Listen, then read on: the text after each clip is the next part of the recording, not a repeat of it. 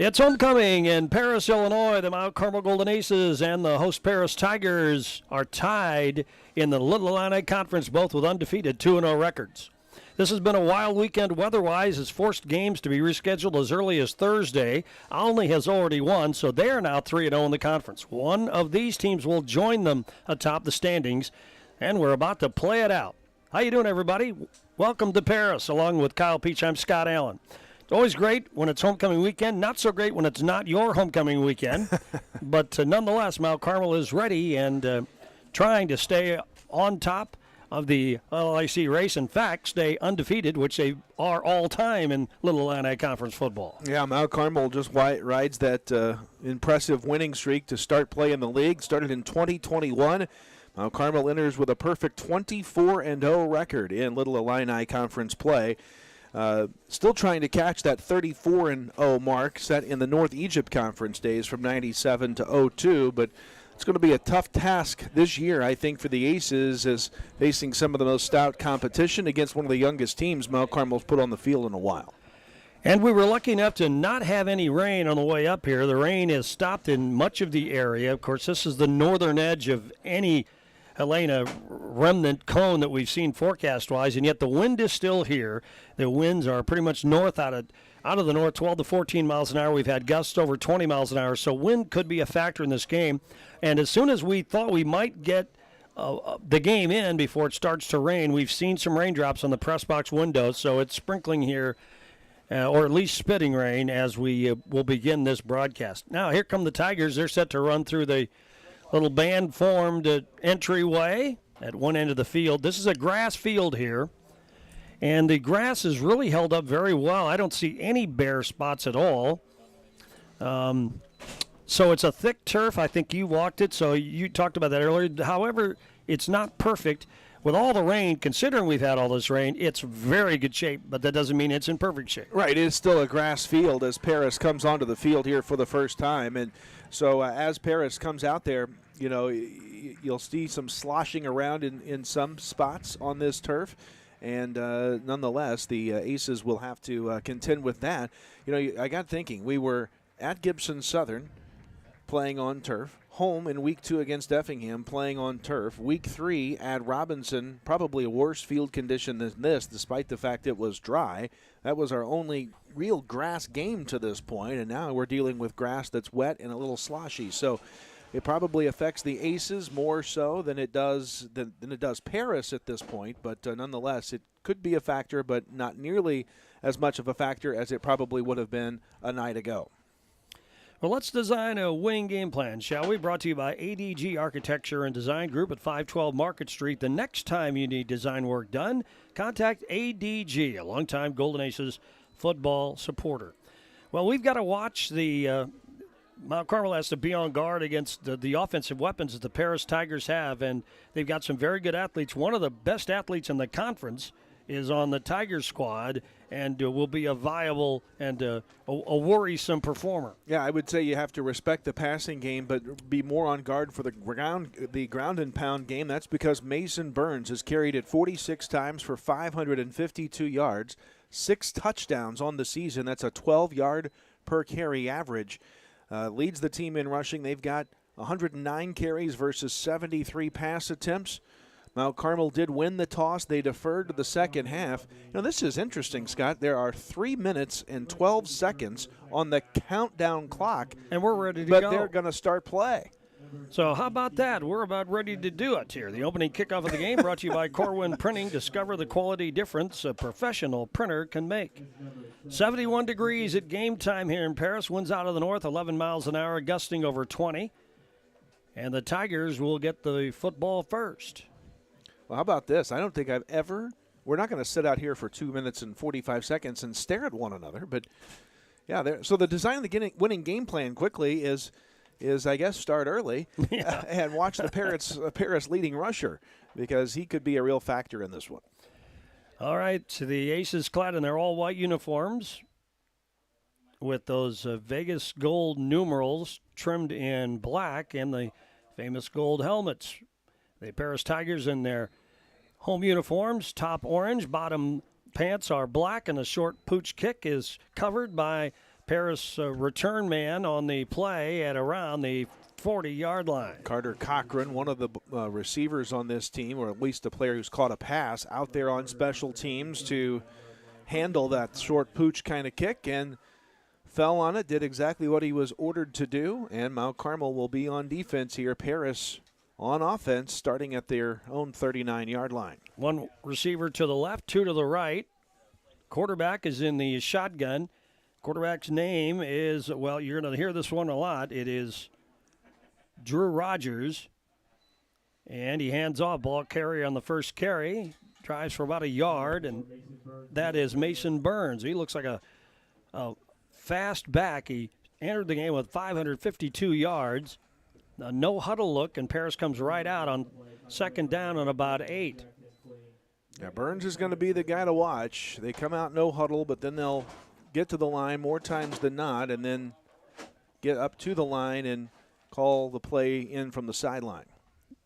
Garrett Rigdon is the other setback. In fact, he goes in motion to the right side, and there's a handoff. Burns tries right side, escapes one tackle, now two, drives forward over the 50, and broke free for a moment, but he was down. Whistled down, yeah. Down at the 48-yard line. That's going to be enough of the first down, though, for the Paris Tigers. And they're in Mount Carmel territory. It's about a 9-yard gain, so 12 yards on the first two carries for Burns, who averages 12 per carry. This time he did it in 2 rushing attempts. And Tigers go right to left in their first possession. 2 receivers to the right side, 1 to the left. Burns gets the call and powers forward, shakes a tackle, but the Aces stay on him.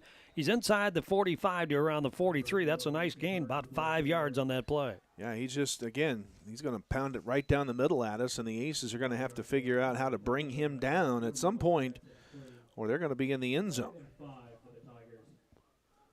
Second down and 5 now. And let's see what the Tigers do here. They have 2 receivers to the left, 1 to the right. 2 setbacks in addition to Rogers, who's in the shotgun. He gets the snap and hands off finally to Rigdon. His first carry. Mount Carmel recovers and knocks him back down. Jackson Kling in there, one of the guys on the stop for a loss on the play, back outside the 45 to the 47. So they go away from what was successful, and it goes as a loss of 3 for Rigdon. So now a third down and about 8 here. So third down Tigers. The Aces a chance to get them in a fourth down situation. Looking over to the sidelines here on this side to see the play, and now Paris is ready to go. They have 2 receivers to the left side. That's the wide side. In the shotgun, there's a handoff from Rogers to Burns. Tries to get to the edge. Mount Carmel, they missed a tackle. He's down the left sidelines inside the 30. That'll be a first down to around the 27-yard line. Boy, we get it. We let him get away on the edge, and away he went. Yeah, got past 2 or 3 would-be tacklers there. Takes it from the 47 all the way up to the 33. Call it the 32, a 15-yard gain and a Tiger first down. I think it's actually like the 27. 27, so a 25-yard gain. Holy mackerel. And that was on 3rd and long. We just didn't contain him. So now the Tigers send 2 receivers to the right side, a wing to the right side as well. And here's the quarterback in the shotgun. Got the snap. He's going to carry it himself this time. Rogers wrapped up nicely. Nice job by Stalecki Militoni to bring him down for no gain at the line of scrimmage. Good read. Yeah, right there, maybe a loss of a yard on the play. Just heads-up tackling, recognizing who had the football. Rogers loses 1, second down and 11. Good stop by the sophomore Militoni. So it's second down and really call it 11. We're underway here. 9 minutes to go, first period of play. Tigers with the football on the march in the shotgun. There's Rogers back, going to throw left side, caught, and the receiver gets inside the 25 to around the 22. That's Carrick Mason Vitale on the catch. They're going to mark him at around the 20. Not enough for the first down, but nice chunk on that play, and it's going to create another third down and short, about 3rd and 3. About an 8-yard pickup, huh? All right, Paris looks like they want a receiver out to the left side. We've got 1, 2 to the right. Coach is still directing the players as they try to signal this play and call it in. And here is the quarterback. Rogers gets the snap, rolls to the right, wants to throw, dumps it back to the left side. Pass caught by Rigdon, almost shook a tackle enough to get in. As it is, he's down inside the 10 to the 8-yard line, and that's a first down. Nice third down play. 2 straight solid third down conversions for Paris, and this drive continues. Yeah, first down. Caught out there, I believe it was Rigdon, right? Yep. And a 12-yard pass play moves the chains. It's first and goal for the Tigers now inside the 10. Up at around the 9 or call it the 8. Nice little misdirection by Rogers. He first of all took the ball to the right side, then threw back to the left and caught everybody by surprise. So now they're inside the Aces 10-yard line. Nice drive going for Paris. 2 receivers out to the right side.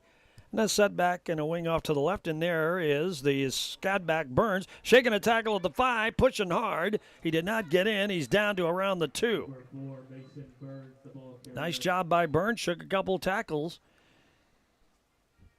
Michael Brewer talked about the defense, this young defense having to be a little bit more aggressive, and especially with a guy like Burns, he's hard to bring down as it is. 42 yards already for Burns on just 5 carries. Aces haven't shown the ability to bring that man down yet. Second down and goal from the Mount Carmel 2-yard line. 5'10", 200-pound senior running back. So he's a chunk, and a fast chunk at that. Let's see what Rogers does. He's in the shotgun, set back. That is Burns to his left, and this time the quarterback keeps it himself, drives for the end zone. Did he make it? Nope, he did not. Shy inside the 1, the quarterback with the keeper there. Rogers faked, did not give it to Burns. I don't think he got he didn't get much, did he? Maybe a yard. Yeah. Down to the 1, so it's now third and goal at the 1. Well, it's 4-down territory from here. Let's see if Mount Carmel can rise up and stop them here. I mean, I think if you're Paris, aren't you going Burns here? Yeah, you would think anyway. Rogers is going to set up in the shotgun. Burns to his left, and here's the snap. And Burns gets the call. Big hole right side, touchdown. 1-yard run, and the Tigers are on the board. A very nice drive to open the game. 6:59 to go here in the first period, and Paris leads 6-0.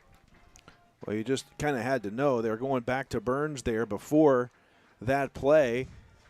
He had 42 yards on 5 carries. Collectively, everybody else rushing the ball had amassed -3 yards on 3 other carries. Now Rigdon will try for the point after for the Tigers. Here's the snap, ball down the kick away. And it's through the uprights, kind of flailing off to the right side of the wind, but it was still good. And that's all that counts, huh? Rigdon makes it through. All right, let's take a look at the Jade Investment Advisor Tim Phillips scoreboard. It's Paris 7, Mount Carmel nothing. Aces will get the football for the first time today in just a moment. We're back in 1 minute. Hello, I'm Andrea Lull from Robinson, Illinois. For my first appointment, I knew I chose the right orthopedic center. The day of surgery went like planned. Registration went smooth, pre-surgery, and the nurse made me feel very comfortable. I'm currently 3 months out of surgery. I don't even feel like I had a total hip replacement, but I am having a much better quality of life with my new hip. WGH, we're going home. 811, if you're not familiar with that, it's a Julie program in the state of Illinois. It's actually nationwide, but that's a free service. The utilities take care of that. Customer wanting to dig or plant flowers or fence posts or something like that, call that service, give us 2 business days, that's the law, 2 business days notice. We'll come out and we'll locate all the underground utilities in your area and make sure that you know where you're able to dig and you can dig safely, and we're protected and you're protected that way.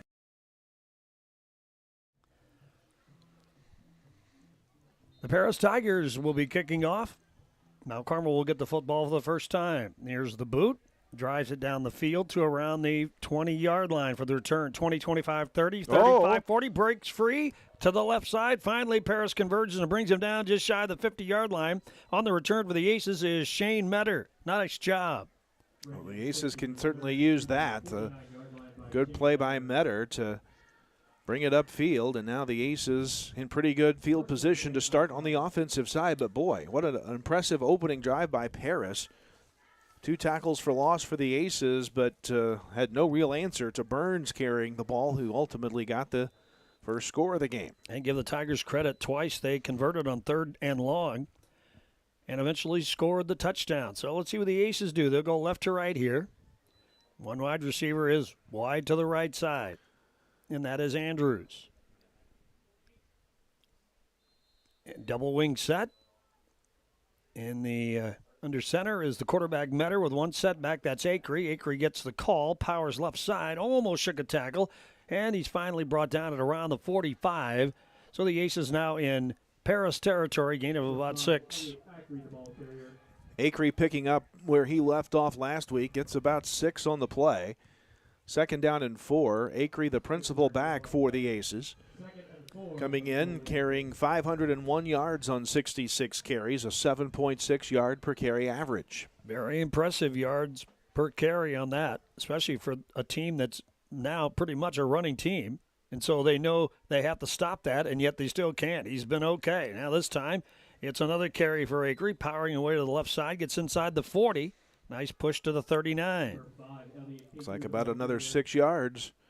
6 at a time will get it done. Acree, a 1st and 10 Pens Bowling Center first down across the 40 to the 39. We're down to 6:03 to go, first period. It's homecoming weekend in Paris. They had a big parade here earlier today. It started about 11 o'clock through downtown, and it's also a kind of a fall festival thing going on around the square in Paris. So a lot going on in this Edgar County town. Now 1st and 10, double wing set, one setback, man in motion. That's Militoni. Handoff goes to Acree and powers left side. Tried to get outside and broke free for a moment. So he did get to some forward yardage on that second push. Nice job by Acree. Get him to the 35. So a gain of about 4 on the play. Good pickup by Acree there. Had to carry some defenders with him along the way, but just kept churning and turns it into a nice pickup. 2nd down. Call it 6 now for the Aces. Continuing to move the football. Don't forget, fans, next week is Hall of Fame weekend. The Aldney Tigers are in town. The 5-0 Aldney Tigers will be in town. Boy, it's been a while since we've said that.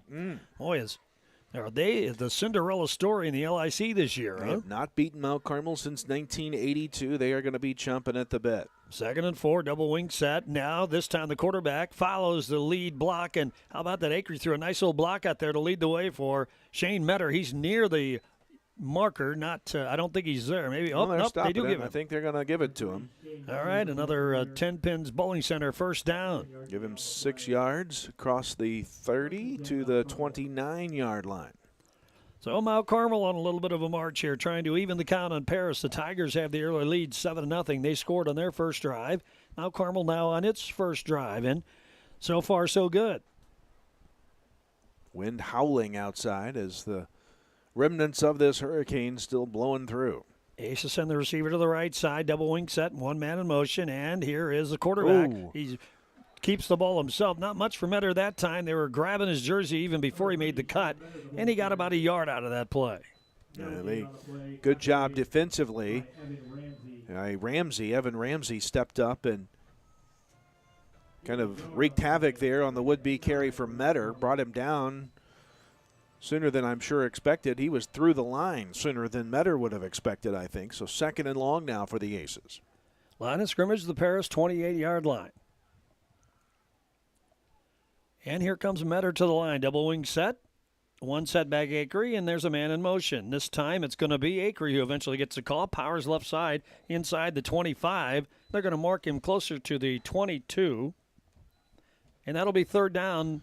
Let's see. 3rd and where they set it, it's going to be about 2 to 3. So relatively short on 3rd down. Yeah, another 6-yard pickup. We'll call it for Acree. So 3rd and about 3 for the Aces. Acree looks in charge when he gets the ball. 4 down territory here for Mount Carmel. It was a tight handoff that time as Metter made the call to deliver the goods, but Acree came through. Now double wing set, same set, and one man in motion. This time it'll be Acree again with a call. Way to plow forward. I think he did just enough to move the chains. Good job, Acree. Yeah, they're going to mark him inside the 20 at around the 18-yard line. Yeah, 2nd effort or maybe 3rd. So now we're in the Big R Farm and Home red zone, the Aces are, and new set of downs. Looks like he got about 4 yards, needed 2. 1st and 10 for the Aces. 1st and 10 Pins Bowling Center in the red zone. Under 3 minutes to go here in the opening quarter.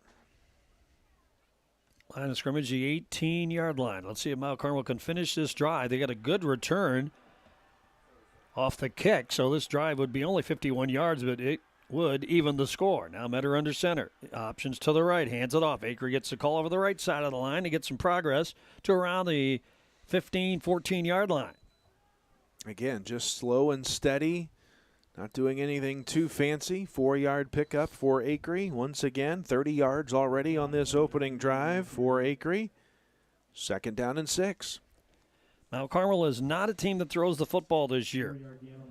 We've gone through those stats, but we have run the ball very well this year with that very young line up front. 23 passing yards per game per average. We did not complete a pass last week. Have only completed or thrown 14 all season. Metter sends a man in motion. This time he's going to keep it himself, and he plows left side. Oh, shook a tackle almost. Otherwise, he would have scored. He's inside the 5 as it is, and it'll be a first down. Yeah, how about that? As Metter takes it right up near the goal line from the 14. It looks like they'll spot him right at the 1. So a 13-yard pickup and another 10 Pens Bowling Center first down. Metter up to 20 yards rushing as the Aces a yard away from tying the game up potentially with the extra point pending. And we're at 1:44 to go here in the first period of play. Play clock down to 13. Mount Carmel breaks the huddle and comes to the line now. They'll have time to get it off. They kind of hustle up a little bit. To hurry a little bit more, maybe. And here's Metter under center with 2 setbacks behind him. Jackson Kling joins Acre back there, and there's a handoff. It'll be Acre trying to power his way in over the right side. Yes, touchdown. Mount Carmel has Elliott Acre across for 6. And the Aces are a kick away from tying this thing up. 1:23 to go in the first period. Well, this game has been eerily similar. A pair of 1-yard scores in this contest have made it a 6-7 ball game. 1:23 to go here in the first period. Both teams have had successful drives. And now Mount Carmel will go for 2. It's Kling and Acre in the backfield. Deuce backfield set. Metter under center calls.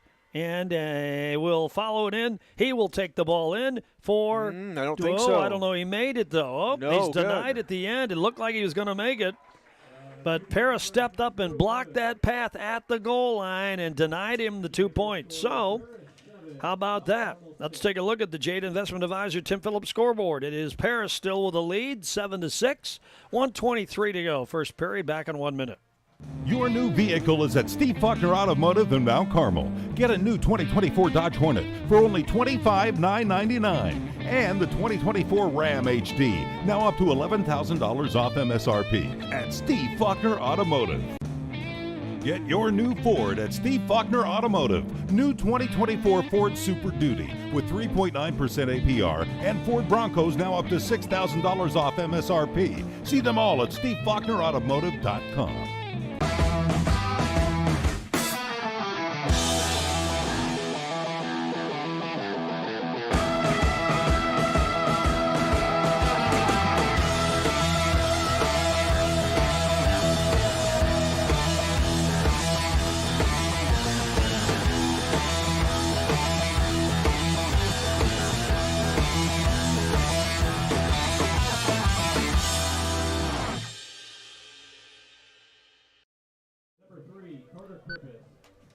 Keegan Linson is ready to kick it off. Paris will get the football, leading, hanging on with that lead, 7-6, when the Tigers denied the Aces a 2-point conversion run. Linson is ready. Here comes the kick away, left to right, and it's very deep, all the way back. Return man leaps up high to grab it at around the 15, works to the 20. It tries to get to the edge. He's going to get dropped back. And the Tigers will take over inside their own 20-yard line. You know, a lot of folks talking about the kicking game of Mount Carmel early in the season. How about this? Paris is going to start this drive inside the 20-yard line. Hasn't happened much this year. Has not. That was one of the best kicks we've seen. The wind actually is blowing it kind of across the field, so it's not aiding or hindering a straight-on kick anyway. So that was just a flat drill right there by Linson. Good job. You can tell he's been working hard. No doubt. All right, let's see what the Tigers are going to do here. Waiting on the play clock to reset. And everybody's ready. Is not going to whistle it in until it resets. Now he will. Yeah, so both teams just kind of sitting and waiting here. Now we're ready. All right, it'll be Rogers With a setback to his left, Burns, and Burns will get the call. He rolls to the right side, and Mount Carmel, nice coverage there on the edge, and they bring him down for a loss on the play. Good job, but not much there.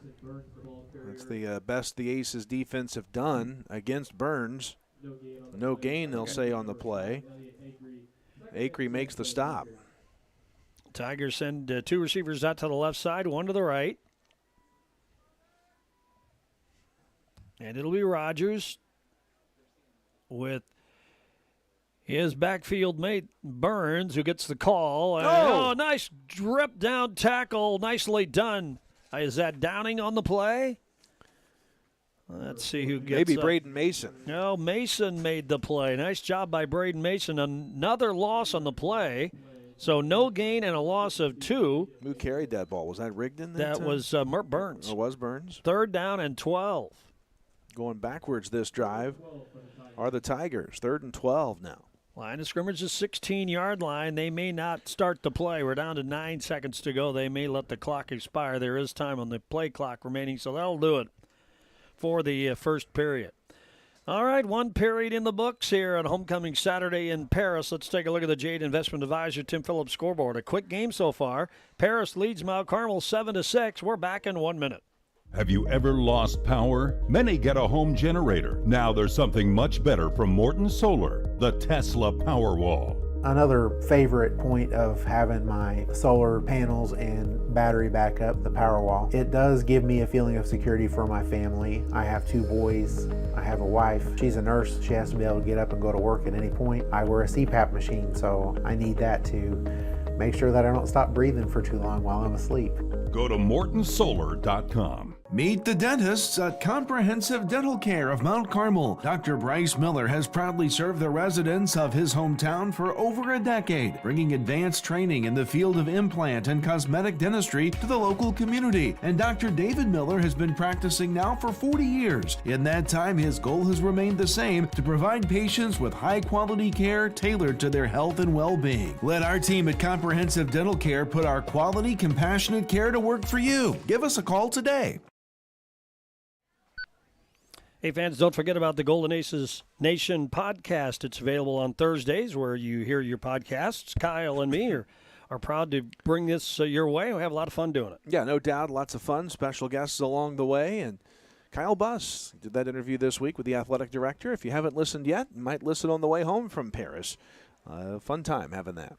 Each week, released on Thursdays on the YouTube page. We're set to start the second quarter. Paris faces a 3rd and very long situation now. 3rd and 13 from the 16. The Aces defense has just made 2 big stops. See what the Tigers come up with. They've already converted twice on 3rd down, 1 3rd and long. And now the quarterback back. Rogers wings it out of the shotgun to the left side, and the pass is incomplete. In the flats. There is a flag down, though, so hold the phone. It'll be 4th down if it holds. Let's see. But it's going to be a hold on the offense. Holding Paris. I think we would decline that penalty at this point, right? Yep. And we do. 4th down. It'll be 4th down. Looks like Mount Carmel will get the football back in pretty good shape, I hope. We don't drop anybody back yet. Now we do have a couple of guys retreating. Fulop and also Metter. And they're retreating to about their 40 to 45-yard line. Paris is going to punt, I would think, on 4th down, and let's see. Here's the snap and the kick. And it's high enough. It's driven all the way back to the 50. Beyond that, Mark Phillips got it. He's cut down after about a 2-yard gain. He just started to try to get traction to the right side. And a flag on the play. Flag late. Way late.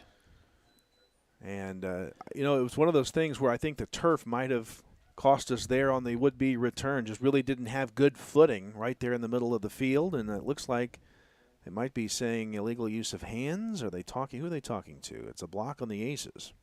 It's going to cost us some yards. We had time to form a block on that? Yeah, no kidding. I guess we did. Did we block our own guy because he fell down? Yeah, okay.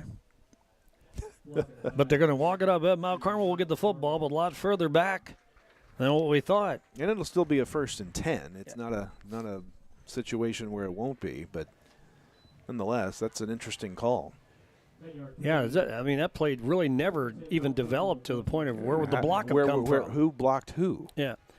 Line of scrimmage, the 41-yard line. The Aces started their last drive from the 49, so really two good field positions so far. Mount Carmel 1 for 1 on offense today. Let's see if they can do it again and get the lead. Early second quarter. Nice job by the Aces on defense to force the punt, especially considering the way Paris rolled down the field on their first drive. I didn't get the gentleman's name who's the white hat today, the official, but he did have a state championship official patch on his shoulder, so this crew has experience at the state final level. Shane Metter sets the ball club down under center, sends one man in motion, and will hand off. No, he will keep it himself, go to the right side. He's strung down at about the line of scrimmage. Nice job by Paris pursuing and held Metter to nothing. Give him 1, 2nd and 9. Got one. Looked like Acree, who was in the scrum there, may have been the better carrier of that ball on that sequence if he would have thought to exchange it. Such a tough read. It's got to happen quickly, and Metter felt like he should keep it himself. Got a yard out of it. We'll see what we do on 2nd and long. Yeah, remember Metter, just a sophomore, wasn't really thinking he was going to be quarterback anyway. Hello, young man. How about quarterback? What's that sound So he's like? learning on the fly as he goes, too. And it sends Fulop in motion and instead hands it off to Aker, and he's stacked up with a line. Nice counter, nice rally by Paris to the football, too. So, like Mount Carmel, Paris's defense is stiffened here on the second possession. And a short gain of, call it 2. It's 3rd and 7 for Mount Carmel. Yeah, interesting to see that these two teams have made these adjustments that quickly. As, again, stifling Acree on the run, and now stifling Acree there after we had stifled Burns the last drive. And the Aces haven't had much of a passing game so far this year, but here's a 3rd and long situation. Let's see what we come up with. Line of scrimmage is the Mount Carmel 43. Aces send one wide receiver to the left side and a wing to the right side. Acree gets the call, powers right side, and forward to around the 50. Not enough to hit the marker, though. He's about a yard shy. It'll be 4th down. Yeah, 4th down, and looks like he got 6, needed 7. We're going to go for it from here, I would think. Yeah, it looks like we're going to. The official kind of wants the Paris kids to get back on their sideline. Not a warning, just kind of pushing them back a little bit or directing them back. This is a big play in this game right now. Boy, it is. A 4th down from the 50. 4th and a good one. Here is Metter under center. Let's see, the Aces can pick it. He did not draw the Tigers off. Steps up, gets the play call. And he'll crouch down behind center again. Hurry. 4, 3, 2, Hey, do we 1. have to call a timeout? Yep, we do. We had to waste a Just timeout. barely. Get it in there. So we didn't draw Paris off, and then we almost cost ourselves 5 yards. So our first timeout of the game brought to you by Country Financial representative Tia Morgan. Aces trying to get on the march. They trail Paris 7-6. Back in 1 minute. The place for lunch and dinner is the Smoking Pig in Grayville. Come check out our world-famous barbecue or try one of our delicious sandwiches or even tacos. How about snacking on one of our jumbo pretzels the size of your head? Or even mouth-watering tomahawk steaks or even surf and turf. Located on the KOA campground, Smokin' Pig is here to serve you. Come see us in person or order online. And don't forget, we can also cater your next event.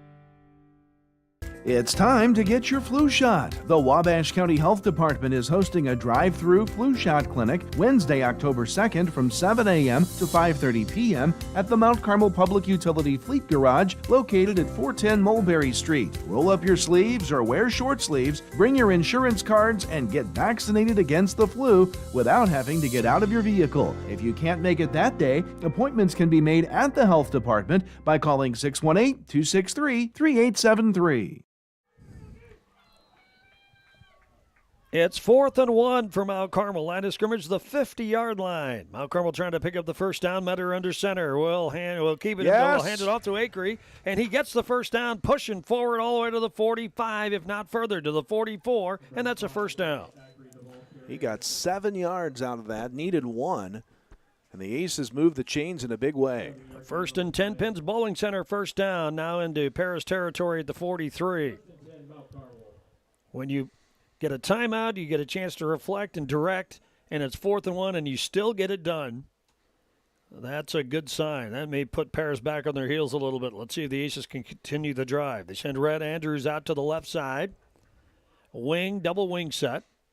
One setback, full up in motion, and here is the handoff. Jackson Kling gets a call. Oh. Legs are churning, pushes to the right side, Oh. inside the 40, still going, inside the 35, near the marker. What a run by Kling. I'm telling you, he just would not be denied, and he is going to move the chains for a first down. Big fella gets some yards. He got those legs churning, and I mean, he did not get the first down until that second and third and fourth effort netted the result. Jackson Kling, first carry, a big impact play across the 35, call it the 33. So the Mount Carmel drive continues. They've already converted on 1 4th down, and let's see if they can keep this thing going. Second possession of the day. Second quarter, Paris leads 7-6.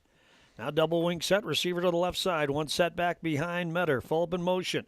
And it will be Metter himself. There's the pitch, and there's Fulop down the right sidelines. He may have the first down inside the 25, maybe that far in. They're going to mark him at the 25. He was short. He went out of bounds. We hadn't seen that pitch play. He did get out of bounds. Haven't seen the pitch play yet as Tobias Fulop gets about 8 there.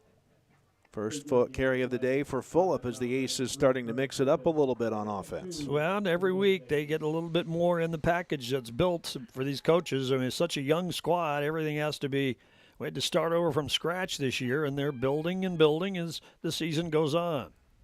So a new set of downs for the Aces.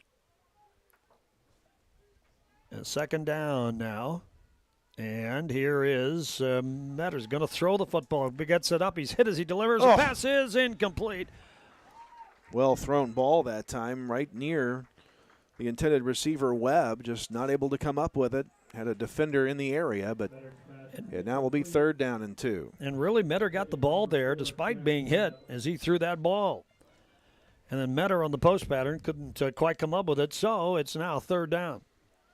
Aces were 0 for 4 passing last week. Now 0 for 5 in a row. Our first pass attempt here of the season. What's that? The sun is out here in Paris. Yeah, I haven't seen that in days. Now there's Kling, handoff. He powers right side down the sideline, down to the 10. Inside that marker, he's finally pushed out of bounds inside the Paris 10-yard line. What a run by Kling. 1st and 10 Pins Bowling Center. First down pickup. Kling really showing off today inside the Big R Farm and Home red zone. It's a 1st and goal situation for the Aces. 16-yard run by Kling all the way to the Paris 9. 2 runs, 1 of 11, 1 of 16 for Jackson Kling. The Aces setting up shop on a go-ahead potential scoring opportunity. 8 minutes to go, second period. Paris leads 7-6, but for how much longer? Aces trying to get the lead.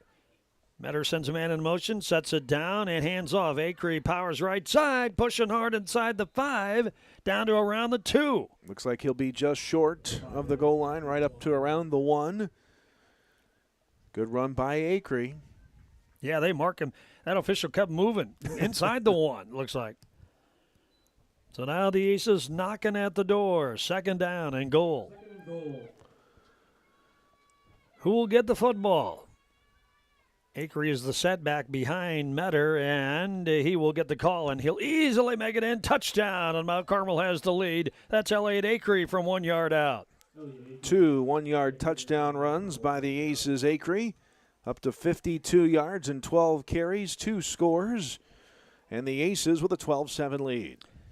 In fact, all the touchdowns have been 1-yard runs, as Paris, their first drive was a 1-yarder. So a lot of close quarters calls for these teams today. Mount Carmel now with the lead. First of the game, it's 12-7. Now we got to get that 2-point conversion to get a 7-point lead. Aces send 2 men out to the right side, Webb and Andrews. One setback behind. Metter's under center, and it will be Metter. It didn't work. He didn't go anywhere. I think he tried to hand it to Acree at the last moment. Yeah, nice read by Pariseau to stop that, so the Aces deny it again, but Mount Carmel does have the lead for the first time today. The Jade Investment Advisor Tim Phillips scoreboard now shows Mount Carmel 12 and Paris 7. Back with a kick in 1 minute. At Southgate Furniture, we're celebrating a new season and new location. We've just opened the doors at our new location. We have everything you need to make your home game day ready. From cozy recliners for watching the big game to stylish dining sets for post-game celebrations. We've got it all. As proud supporters of the Golden Aces, we know a strong team go hand in hand with a great community. So, whether you're gearing up for game day or looking to refresh your space, come visit us at 1 Southgate Drive. Southgate Furniture, where comfort meets community. Go Aces! Mount Carmel, we've been solely focused on stabilization since 1949. Stabilization is all that we do. Quality is an important foundation to build your company on. Being a specialized contractor, it's of the utmost importance because it's what our entire reputation is built upon. Basically, what we do is an insurance policy to keep your job moving. We're going to go where our customers take us, and wherever that is, we hope to be the best at what we do. Well, Kyle Peach, who do you have on camera today? Man, you're pulling out the A-team here. The superintendent, Bob Bowser, is out on camera.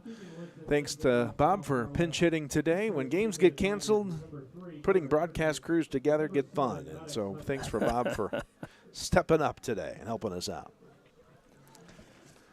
All right, Keegan Linson is set to kick away. Carter Cripps and Maddox Hutchings are deep for the Tigers. A few fans have made the trip up from Mount Carmel up Route 1 for the game today. Not too many today. It's not a big crowd. There is a shorter kick angling to the right side. Return man catches it at the 35 and stumbles over the 40. And he stopped there at around the 41, but Paris will get a good start out of all that. 41, Skylar Sweet, the sophomore, on the return there for Paris. I think it was surprise, surprise. I'm going to get the football. Yeah, what? It's coming to me. Well, if you're the Aces, get another stop. Let's see what kind of adjustments Coach Clodfelter and the Tigers make after a successful opening drive and then a second drive that kind of went nowhere. Well, they've added a second setback now along in the backfield with the quarterback. And now they send a man in motion, and Rogers back to throw, wants to throw on first down. Fires open man at the 40, at the 35, down the right sideline. So we finally bring him out of bounds, tear him out.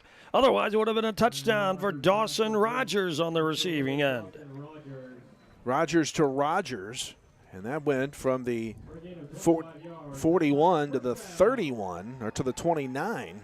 So a 20 and a 38-yard pass play. And we're really lucky that didn't go for 6 because we had a defender, I think, come upfield and should have stayed back in protect mode back there. And, boy, we were lucky that didn't go for 6. And now Rogers hands it off to Burns, who powers left side. Aces converge, keep him to a short gain at around the 27 or 26. Scott, we've talked about it. This is a Paris team that does kind of thrive a little bit on those big play opportunities. Had a couple of big yardage scores earlier in this season in their games against Marshall and Lawrenceville. It'll be a second down and about 8 here after Burns got 2. And Rogers chats a little bit with his backfield mates as he gets ready to call the play. He's got Riggin to his left and Burns right behind him. And Rogers calls. He's going to throw. Throws in the slant pass. It's caught at around the 10. Aces converge and bring him down. But that pass play worked. Is it enough for the first down? Yes. Yes, it is. Inside the 15 to around the 11. It goes to Krippis. There is a flag down. Let's see what this is all about.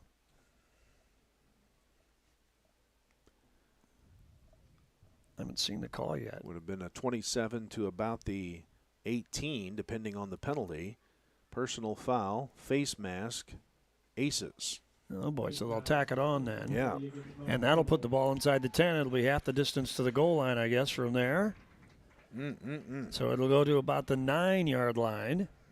It's a big penalty, personal foul. And it'll be first and goal for Paris. First and goal, Tigers. Well, the big challenge is just to stop the Tigers, and we kind of stopped ourselves there that time with the penalty. And so Paris has the football at the Mount Carmel 9 now. Rogers in the shotgun, setbacks either side. Calls and gets the handoff. Now he's rolling to the right, wants to set, fires for the end zone. Pass is caught. Easy catch in the end zone for the touchdown. And the pass caught by number 2. It's Vitale. Yep, Carrick Mason Vitale with a catch. And Paris is back on top. 9-yard touchdown pass. So the Tigers lead 13-12 now with 6:10 to go in the second period. And they'll try to extend the lead with the point after here. That is the 5th touchdown pass of the year for Rogers. Here's the snap ball down, the kick away. Yep. And it is good.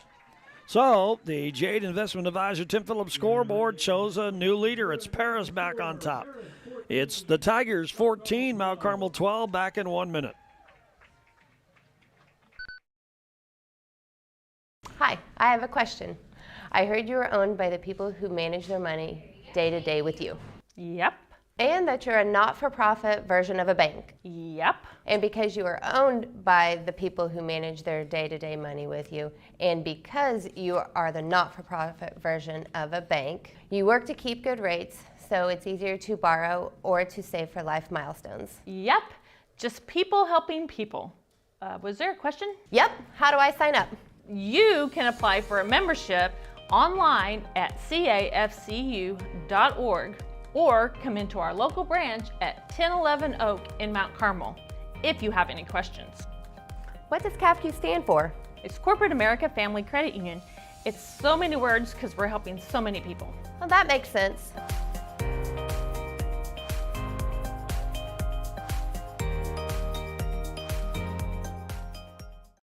The Tigers on top, 14-12, 6:10 to go in the second period.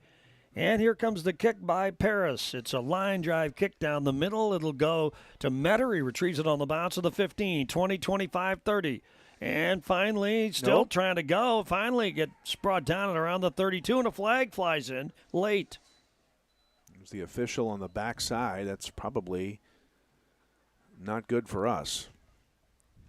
Personal foul, face mask. Ooh, it is good for us. So Personal foul, face mask, Paris. He did catch it then, huh? Yep. And so they'll tack about 15 yards. Well, let's see if it's a 15-yarder. Should be. Personal foul. It was signaled, I think. Mount Carmel will get a good start out of this one. They'll mark it to the 47. Yep. Well, if we had good positions starts this time from the 49, from the 41, and now the 47. In case you're wondering, the CalPreps projection of this game had it Mount Carmel 31, Paris 14. Well, Paris is done scoring. They've reached their quota. They can't score anymore, huh? Well, and their last score aided by a Mount Carmel penalty. Yep, a big one. A big one it was. And adjustments by Paris. They went to the air more, found some success there after we had stifled the running game the drive before. Metter sends a man in motion, sets the club down, and there gives the pitch. And it is to Rhett Andrews on the jet sweep to the right side, inside the 45, knocked out of bounds at around that mark. And that is the first carry of the day for Andrews, a gain of about 8 on the play. 8-yard gain on the play. Good job by Andrews. Again, that pitch came quick and close. Yeah, it almost looked a little wobbly or something, too, as it went out to him. But Andrews was in full stride, did not have to break stride to catch that pitch. So the Aces have a second and short opportunity here. Jack Webb, the tight end, sets to the right side. Receiver to the right. Double wing set, man in motion. Here's Metter on the call, and he will hand it up. Ball carries Acree, powering forward inside the 40 to the 38. That's a first down, move the chains. Nice job by Acree, just ahead of steam. Across the 45, across the 40 to the 38. Give him 7 more yards. The Aces workhorse continuing to get it done. And another 10 Pins Bowling Center first down. 59 yards unofficially for Acree now on his 13th carry of the ball game.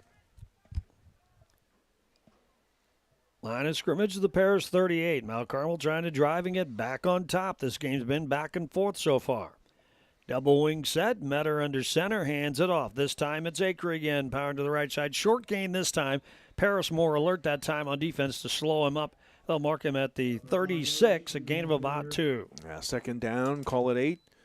Coming up, as you said, it's got so well. Paris up to the task at that time. That's the shortest run of the game for Acree outside of the 1-yard touchdown runs. Mount Carmel has a receiver to the right side, double wing set, man in motion, and this time it'll be Metter. There's a late pitch to Fulop, drives right side, finally knocked out of bounds. Let's see where they mark him, closer to the 30 and closer to that first down marker. Well, I tell you, that's one of those situations where it's like a triple option. read the handoff, read the keep, read the pitch. And we got about, 5 yards out of that or so? Yeah, I would say we'd probably call it an RPO, the run pass option, but we don't have a pass really game. Right. So it's an RO. It's just a run option. Who's going to get it, huh? 3rd and 3 after the pickup. Line of scrimmage is It is raining again here. Yep, about the 31-yard line, and here is the handoff. This time it's Acree powering it. Nope, not Acree. I think it might Oh, be. was he? Yep, there he is. He's got the first down. It looks like it around the 26. He snuck under everybody's view, including my binoculars. First down. Acree has 2 one-yard touchdown runs. The first of the game was our first touchdown of the game, brought to you by Full Stadium Marketing, local marketing services to help your business win the crowd. Already down to 4:20 to go here in the first quarter, but raining here in Paris. The sun was out, and now the rain is here. We've had a little bit of everything today. And now here is Metter going to keep and turn it himself on the left side of the line, short gain. Not much there. Paris reacted. They'll mark it around the 25, so maybe a gain of 1. And a lot of umbrellas. Everybody's scrambling. It's raining enough where everybody's trying to cover up somehow here, including our own camera guy, Bob Bowser. 3:48 to go here in the first half. So add rain to the fun weekend we've had, huh? Yeah, no doubt. I don't trust radars anymore. The radar said no rain until 5 or 6 o'clock tonight. I call baloney. 2nd down and 9 for Mount Carmel. There's Metter under center. And looks, gives an inside That's counterback. Phillip. That's Oh! He breaks a tackle and still going inside the 15, inside the 10-yard line to the 9. How about that? Tobias Phillip on that dandy run. Into the Big R Farm and Home red zone. A 10 Pence Bowling Center first down. It'll be 1st and goal from the 25 to the 9. Goes Phillip. So a 16-yard gain for Tobias Phillip. Nice run on that little counterback. Kind of caught Paris by surprise a little bit, and he almost shook a tackle that would have netted him 6. We're down to 3:02 to go here in the first half. Paris leads 14-12. Now the Aces send 2 receivers to the right side. One's the slot man, that's Webb. Andrews the wide out. Ball carrier gets about a yard over left guard up front on the carry. That's Acree. Yeah, not a whole lot there to work for. In fact, let's see where they ultimately sit that down. Maybe nothing. I don't think he got anywhere. No, it's continuing to rain a little harder, isn't it? Yeah, it's not letting up. Let's see if we can get a look at the radar here in a moment. All right, the Aces again with 2 receivers to the right side. Don't normally run that formation. And a wing off to the right side. That's Phillip. Acree's the setback behind Metter under center. Here's the snap. And the handoff. It'll be Acree this time. And he slips one tackle, gets inside to around the 5-yard line. It'll be 3rd down and probably about the 4-yard line now. 3rd and goal from there. Yeah, got about 4 or so, maybe 5. 3rd and goal now. Well, definitely 4-down territory from here. The clock running. We're under 2 minutes now. 1:49 to go in the half. Aces have plenty of time. They have timeouts to their favor. You know, in a perfect case scenario, you don't give Paris the ball back with a chance to do anything here. Yep. Because you do get the ball if you're Mount Carmel to start the second half. So again, 2 receivers to the right side.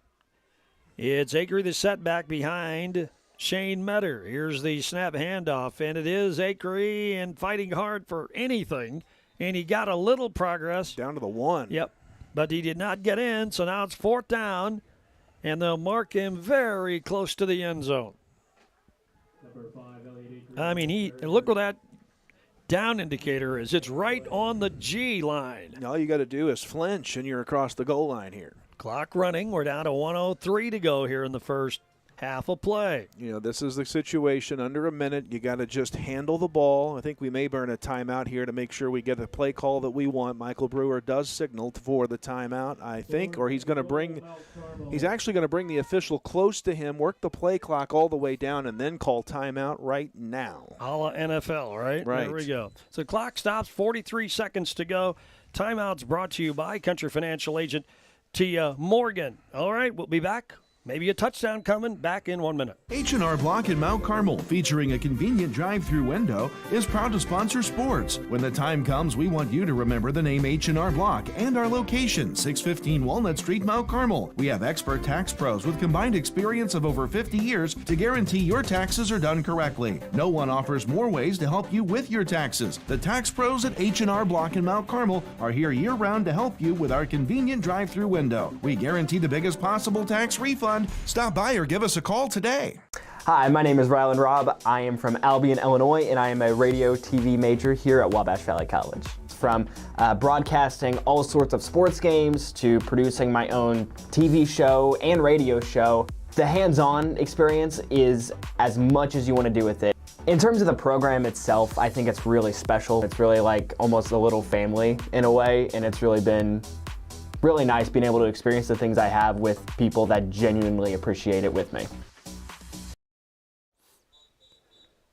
Now Carmel 1 yard away from regaining the lead here on this rainy homecoming day in Paris. We're down to 43 seconds to go in the first half. Paris your leader for now, but the Aces are at 4th down from inside the Paris 1.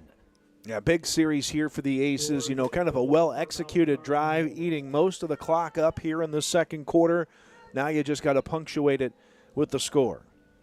It'll be Shane Metter setting the club down with 3 setbacks behind him. And the handoff, no, he's going to follow himself. He slipped out when he cut. I'm not sure he made it. Nope, he did not. He slipped out. Oh, my.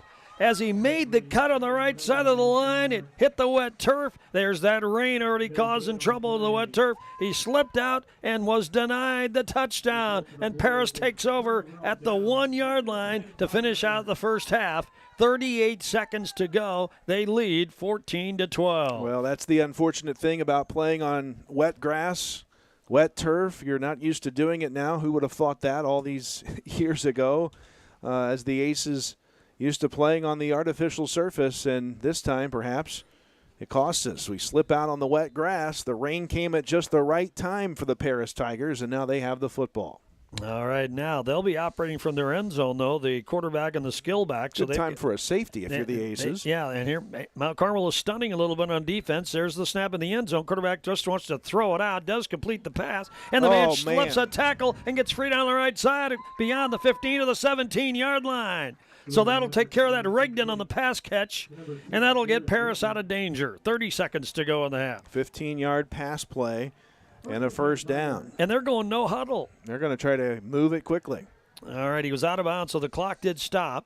No, I think it was just for the first down. Oh, just for the first down. Now it's rolling. Rogers back. He wants to throw. Looking, has time. Now he's flushed on the run. Needs to get rid of it, and he finally does throw it out of bounds to stop the clock with 13 seconds to go.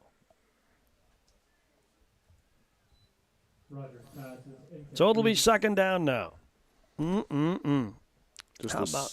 Just the second incomplete pass thrown by Rogers, and what a change of circumstance. The Aces a yard away from a game go-ahead score here. Call a timeout, let the field get that much wetter, and then the Aces on 4th down. That was the problem. It was 4th down. You could afford a slip out on 3rd down, but not on 4th, and now Paris is just going to let the clock run out? No, they can't because it was an incomplete pass. Yeah, 13 seconds to go in the half. I thought they were going to call a timeout. Now here is the quarterback. Rogers in the shotgun, barking signals. Set back either side of him. Sends a man in motion. That's Burns, and he's going to throw. Slant pass. It's caught. Hook and ladder. Hook and ladder. That's Burns again on the end of that play. And they're going to bring him down and around the 23-yard line, and that'll do it for the end of the first half. Well, a little trickery here as Paris tried to pull something out of the hat to end the half. Not a bad idea. But we have finished the first half of play, and it's a homecoming day here in Paris, and the Tigers have the lead at halftime. The Jade Investment Advisor Tim Phillips scoreboard reads Paris 14, Mount Carmel 12. We're back with the Keepus Funeral Home halftime report in 2 minutes.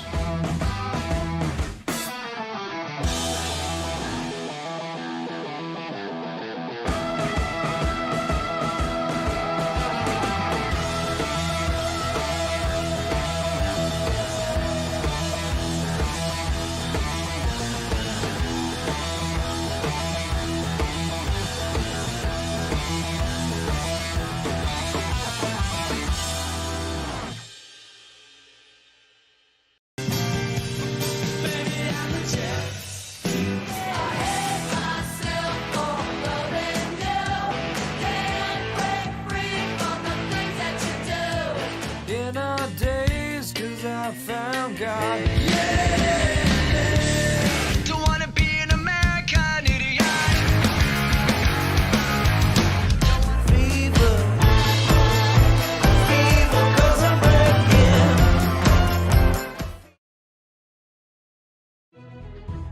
Have your weather radio, have a flashlight with batteries in it, make sure your cell phone's charged, know where you're going to go when bad weather hits. Go to a lowest interior room in your house and wait the storm out. After the storm, if your power's out or if there's any kind of dangerous situation or anything like that, call Mount Carmel Public Utility Company. As you go outside to survey the damage a little bit, just make sure to stay away from down power lines. At Steve Faulkner Automotive, lease the 2024 Jeep Compass for $299 a month and the 2024 Jeep Wrangler up to $6,000 off. Get yours today at SteveFaulknerAutomotive.com. Steve Faulkner Automotive in Mount Carmel, Illinois has an outstanding service department. With free pickup and delivery, we'll make sure your vehicle runs perfectly at an affordable price. Come see us today or view our service specials at SteveFaulknerAutomotive.com. Welcome back to Paris. It's time for the Keepus Funeral Home halftime report. Paris leads Mount Carmel at halftime, 14-12. The Tigers haven't beaten the Aces since 1979. They think they're on the cusp of it here today, and you know what? They've done an outstanding job. They moved the ball easily on the first drive. Yeah, they looked like a team that was not going to be denied on that opening drive, but you know, it's interesting. Mount Carmel kind of did the same thing right back to Paris on our opening drive on offense. Then the two teams kind of hunkered down a little bit in the midway part of that first half and didn't allow any more scores until late. Both coaches had to adjust the offense. Paris went to the air a few more times. Mount Carmel threw out the pitch play a few times. Unfortunate for the Aces that the turf cost us a score there at the end of the half as Shane Metter couldn't maintain his footing to cross the goal line from the 1 and the drive stalled out. Otherwise, we're talking about an Aces lead at halftime. But the 2-point conversions, we've tried twice, failed twice here today, and that's the difference in us being ahead, tied, or now behind by 2. Yeah, so there's plenty of positives really throughout this time not to hang your head. And on top of that, Mount Carmel will get the football to start the second half. Here's the scoring summary. The Tigers kind of rolled down the field. They had a couple of challenges. So they had 2 third-down conversions, and they handled both of them and eventually found the end zone on a run by senior Mason Burns, the 5'10", 200-pounder, who really, as much as he looks like a tank, man, he's a tank with some big speed. So he's a very capable back. No wonder he's one of the top backs in the LIC. Scores from 1 yard out. The kick by Rigdon with 6:59 to go in the first period gave Paris the lead 7-0. That was their first drive. Then Mount Carmel took its first drive and marched into the end zone with 1:23 to go in the first period on a 1 yard run by Elliott Acree.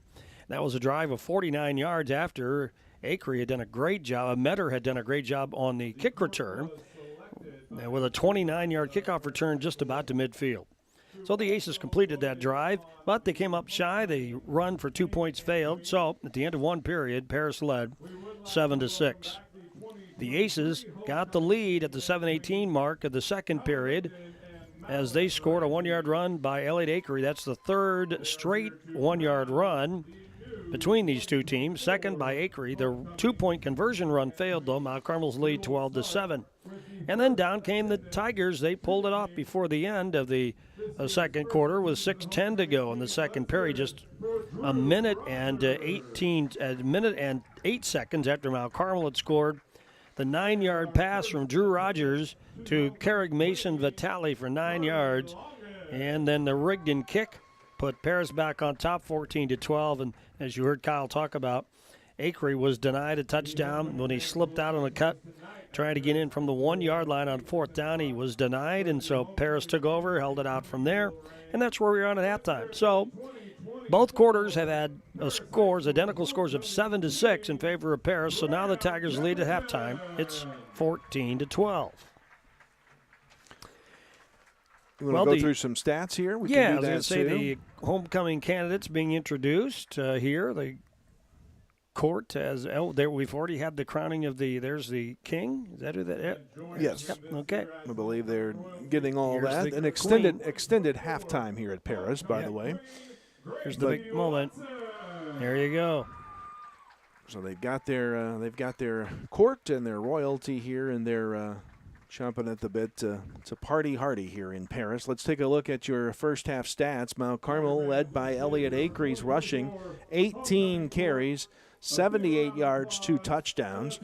Shane Metter has carried it 6 times for 21 yards. Tobias Fulop has, let's see here. I got to get this corrected because I have a little typo in my stat sheet. So we'll get Tobias's corrected here quickly. Let me get that in 29 yards for Tobias Fulop on 3 carries. That 16-yard pitch play here, one of the latest runs. And then Jackson Kling, a couple of carries for 27 yards. So we've got Mount Carmel for 163 yards, all on the ground.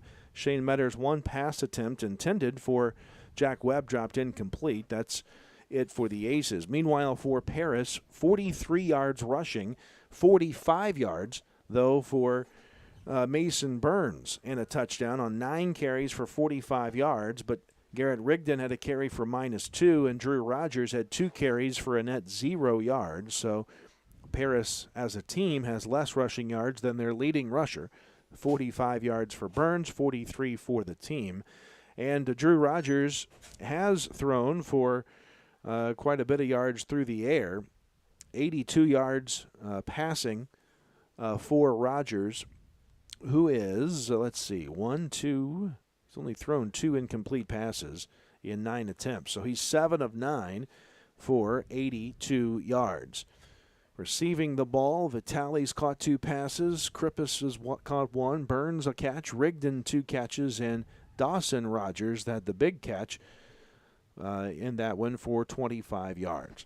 That's a look at the first half stats. All told, Paris has 138 yards of total offense, Mount Carmel 163, but it is Paris who leads on the scoreboard here at halftime.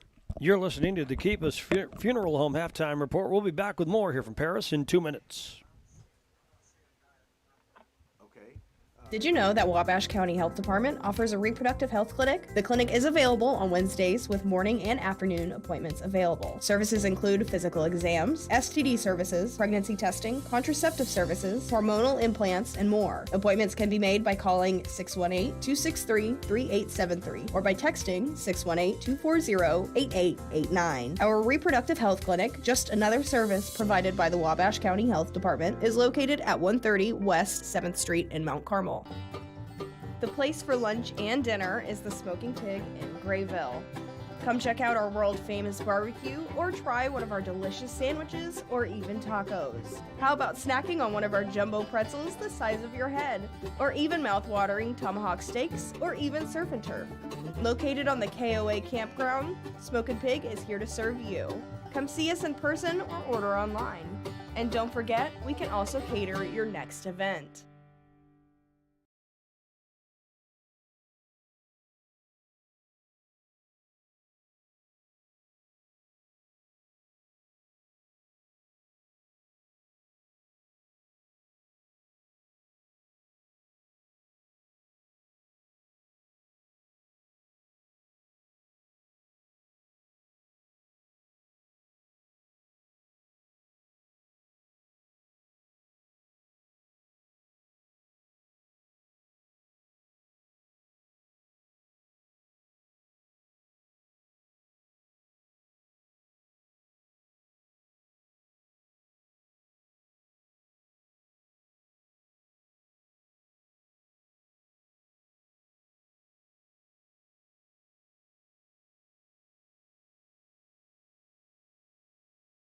Meet the dentists at Comprehensive Dental Care of Mount Carmel. Dr. Bryce Miller has proudly served the residents of his hometown for over a decade, bringing advanced training in the field of implant and cosmetic dentistry to the local community. And Dr. David Miller has been practicing now for 40 years. In that time, his goal has remained the same: to provide patients with high-quality care tailored to their health and well-being. Let our team at Comprehensive Dental Care put our quality, compassionate care to work for you. Give us a call today. Mount Carmel, welcome to the all-new Southgate Furniture. We just opened our doors at 1 Southgate Drive. We can't wait for you to see what's inside. From stylish dining sets to cozy sofas, recliners, and coffee tables, we've got everything you need to make your house a home. And right now, don't miss our ultimate complete bedroom suite sale. All complete bedroom sets are 50% off while supplies last. Hurry in today and take advantage of these incredible savings before they're gone. Offer excludes mattresses. Visit us today at 1 Southgate Drive in Mount Carmel, Illinois. Southgate Furniture. Your home, your style, your way. And let's see, how about the Mount Vernon Wildcats in Boonville in the Pocket Athletic Conference? Mount Vernon won it 21-14. And Johnston City, in a game that started at 10 a.m. this morning, defeated Flora in Black Diamond play. The final 50-14. And what game was on Monday, Kyle? That is Fairfield Carmi in the rivalry week matchup for the Black Diamond Conference. Fairfield and Carmi Monday night down in Carmi. And last Thursday, Olney defeated Newton 56-35. The 5-0 Olney Tigers, after an 0-9 finish a year ago. Are they going to go from worst to first? Well, they think so, and they're coming to Mount Carmel next Friday night. That is Hall of Fame night, so a big crowd expected.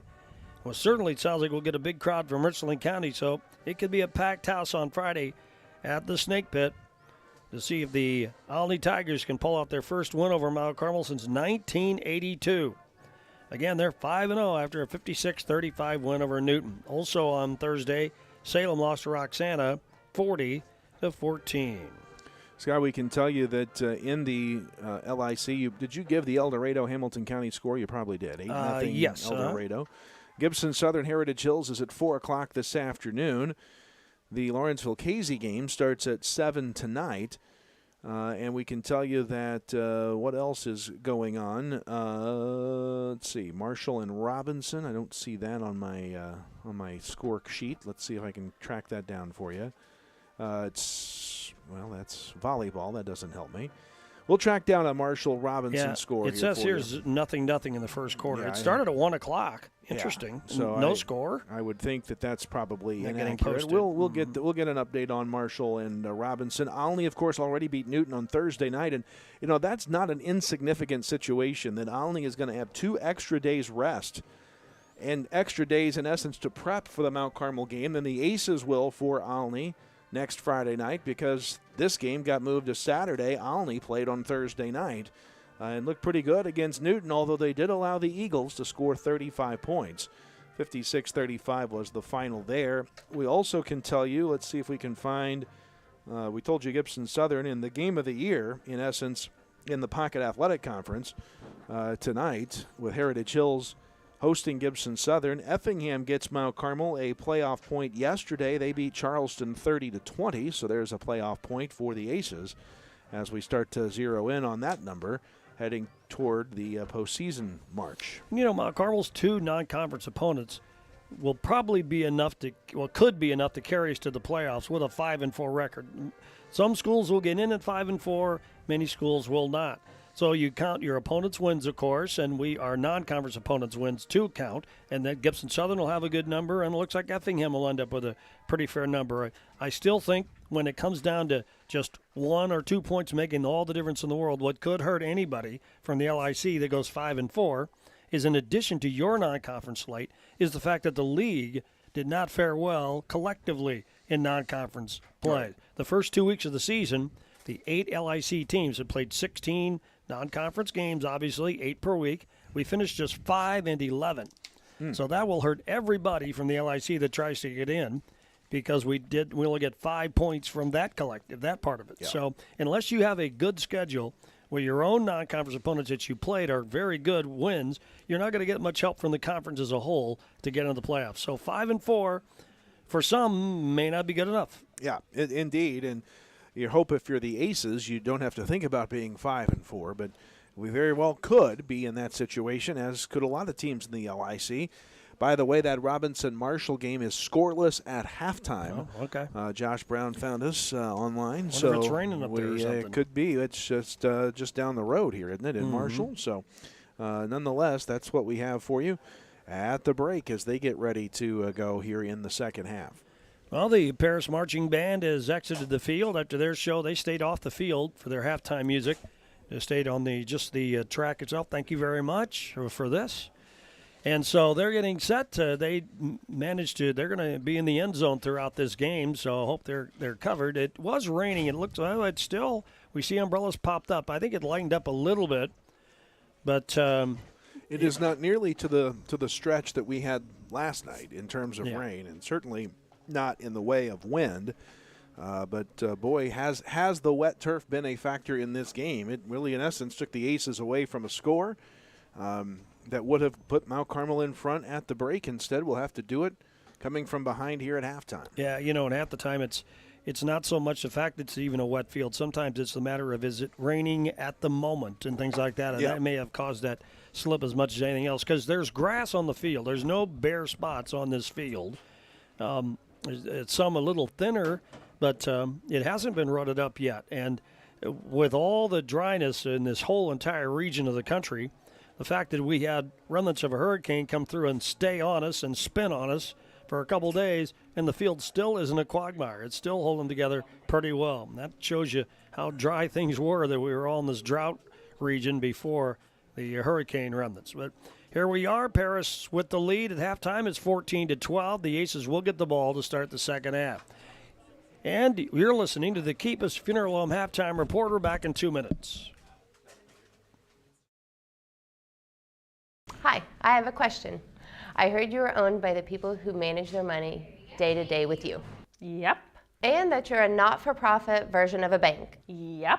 And because you are owned by the people who manage their day-to-day money with you, and because you are the not-for-profit version of a bank, you work to keep good rates, so it's easier to borrow or to save for life milestones. Yep. Just people helping people. Was there a question? Yep. How do I sign up? You can apply for a membership online at cafcu.org or come into our local branch at 1011 Oak in Mount Carmel if you have any questions. What does CAFQ stand for? It's Corporate America Family Credit Union. It's so many words because we're helping so many people. Well, that makes sense.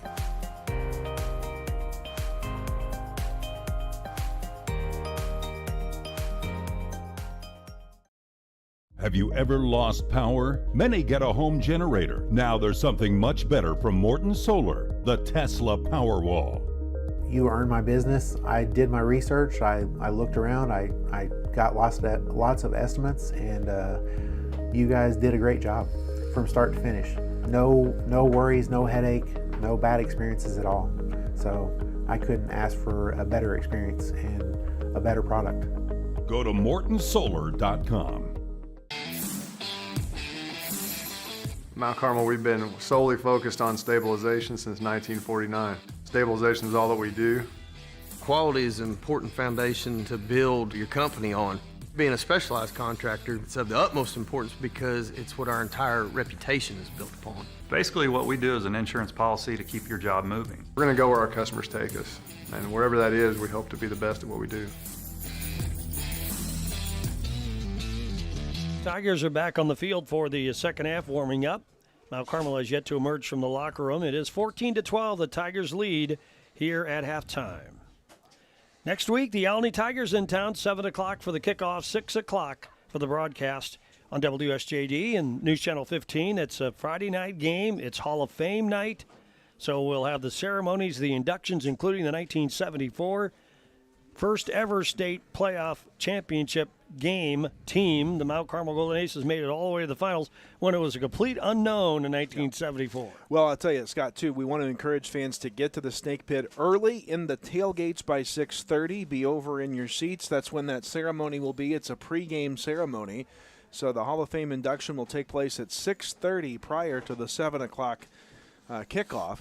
And the others being inducted include former great quarterback Sharon Lee Miller will be honored. Also, Mount Carmel's first friend of the program, Tim Locks, will be enshrined as a Hall of Famer, the longtime timekeeper. And then we go to a lot of female athletes being enshrined. Tyra Buss, what will we call her? A first ballot Hall of Famer. Yep. Finally meets the criteria after 10 years out of high school. So Tyra Buss is there. See, it does pay to get older. Yeah, right. There you go. That may be the last thing. But Tyra will be in town, we think, for the ceremony, even though she's, following her husband's exploits, playing basketball overseas in Spain.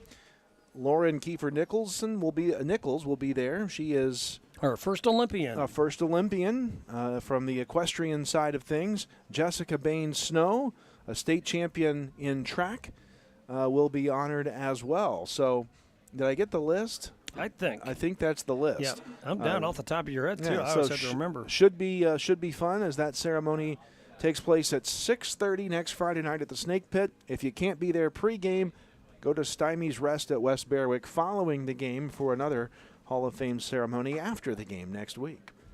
Well, we're going to take our final break, come back with the second half. You've been listening to the Keep Us Funeral Home Halftime Report.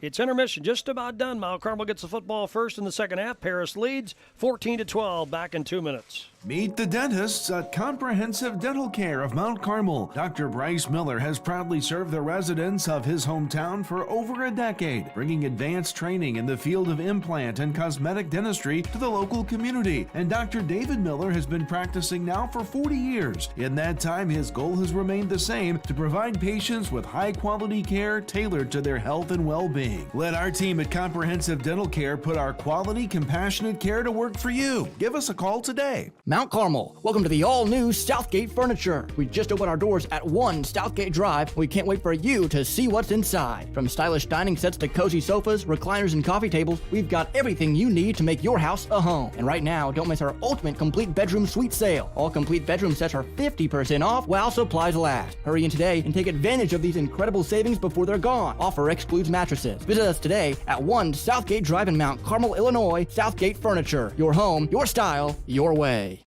Have you ever lost power? Many get a home generator. Now there's something much better from Morton Solar, the Tesla Powerwall. You earned my business. I did my research. I looked around. I got lots of estimates, and you guys did a great job from start to finish. No worries, no headache, no bad experiences at all. So I couldn't ask for a better experience and a better product. Go to mortonsolar.com. Mount Carmel, we've been solely focused on stabilization since 1949. Stabilization is all that we do. Quality is an important foundation to build your company on. Being a specialized contractor, it's of the utmost importance because it's what our entire reputation is built upon. Basically, what we do is an insurance policy to keep your job moving. We're going to go where our customers take us, and wherever that is, we hope to be the best at what we do.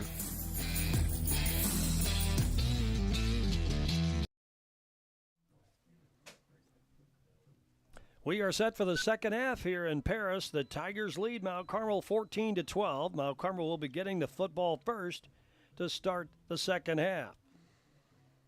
And the first half offensively ended up in a disappointment for Mount Carmel as they fell a half a yard shy of the end zone, which would have put them ahead. Now they get a second chance here to start the second half. Mount Carmel has two men deep, standing back at around their 20, and one of them is Shane Metter had a very nice 30-yard return in the first half. Well, remember, this turf is a little wet now that the rain has fallen some, so hang on to that football. And it goes to Tobias Fulop at around the 20, 25, 30, still on his feet across the 40, finally driven down at around the 42-yard line. So Mount Carmel will get another good start. That was Shane Metter on the return, his second good return of the game, and another good start for Mount Carmel. 3 times we started over the 40-yard line. Yeah, good time for the Aces to put a kind of settling drive together, go grab that lead, finish the drive off here in the third quarter. Good start to the game with an opening drive that went right down the field. Can the Aces do the same here to start the second half? In fact, that's the 4th time we've started a possession outside of the 40. Mount Carmel goes left to right in the second half. Shane Metter sets the club down with a double wing set. And one wide receiver to the short side right. Man in motion, that is Militoni. Handoff instead, ball carrier left side, not much. Tough sledding for L.A. Dacre, giving progress out to the 43, gain of a long one, maybe 2. Now, 2nd down and 9 coming up, just not a whole lot there. As the Tiger defense clamping down a little bit more on Acre, who picked up 77 yards against this team on 18 carries in the first half. They'd love to shut Mount Carmel down enough to force them to go to the air because Mount Carmel has not fared excessively well in this first half of the season. From there, we have no yards to show in this game today. Now receiver to the left side, double wing set, and this time Metter slips, falls down, held onto the football. Yeah, I think he was a little unsure of his footing and of holding onto the football as well, but near disaster there, no gain for Metter. Turf a factor for yet another play. Yeah, almost a cut again. That and, of course, that field could be weakening up a little bit there in the middle, too. Right. It's been played there a lot in the first half. So now 3rd and 9. Metter did hang on to the football. Let's see what the Aces come up with here. One receiver to the left side, double wing set. Metter under center. One setback, fakes to him. Metter wants to throw, has time, fires over the middle, and it's picked off. Is it picked off? No, incomplete. No, it was batted around almost and then hit the ground. So Paris celebrates that. It'll be 4th down. Knocked down by number 54, Carter Easton. Well, knocked down at the line was that pass. Metter now 0 for 2, and the Aces will punt. Let's see if we are going to see. Yep, there is Chase Wiggins.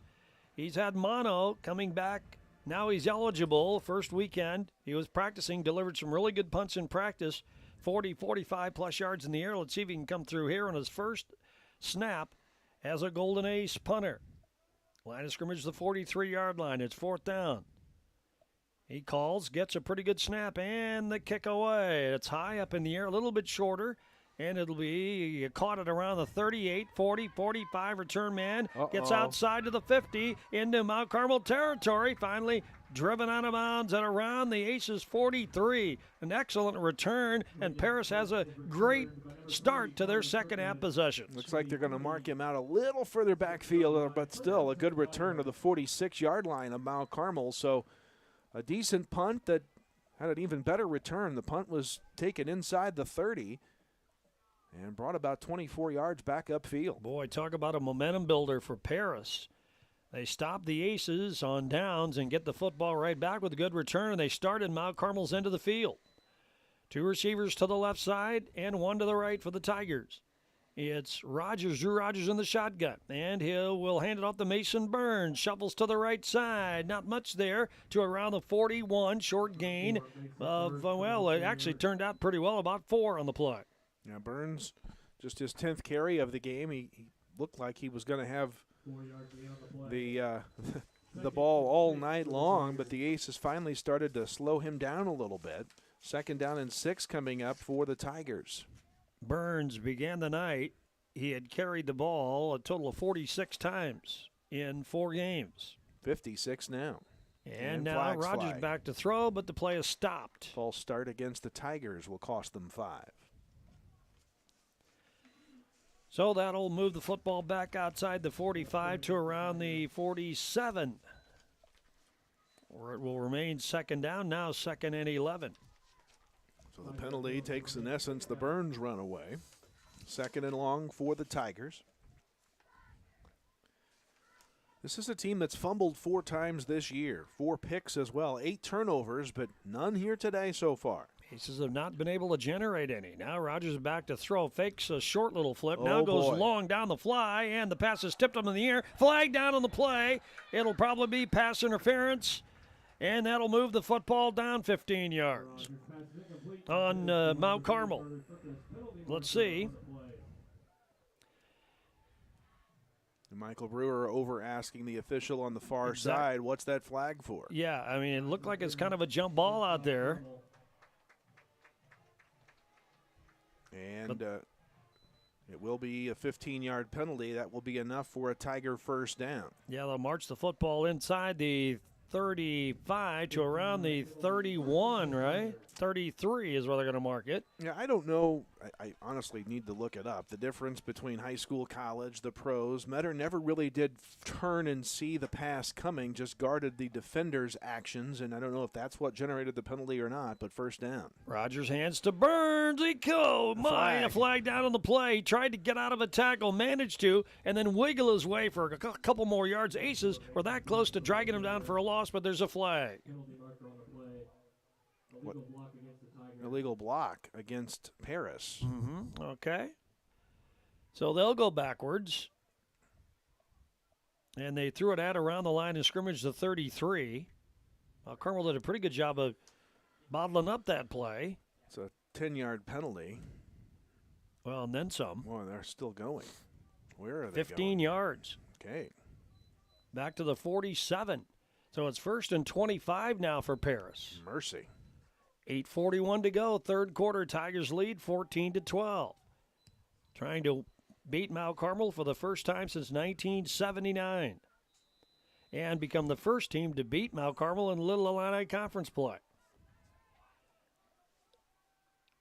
Now, the Tigers are going 2-by-2 on the receivers, and the shotgun is Rogers. Back, he's flushed out a little bit, rolling to his left. Now he throws downfield on the fly, and it's caught wide open. It's going to be a touchdown.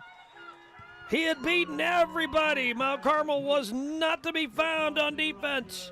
And the touchdown pass caught by Dawson Rogers, and now Paris has a big lead. Dawson Rogers, the brother of quarterback Drew Rogers, has caught 2 big passes today. That, a 47-yard touchdown pass, 2 passes, 72 yards receiving, and now the Tigers can go for a 2-score lead.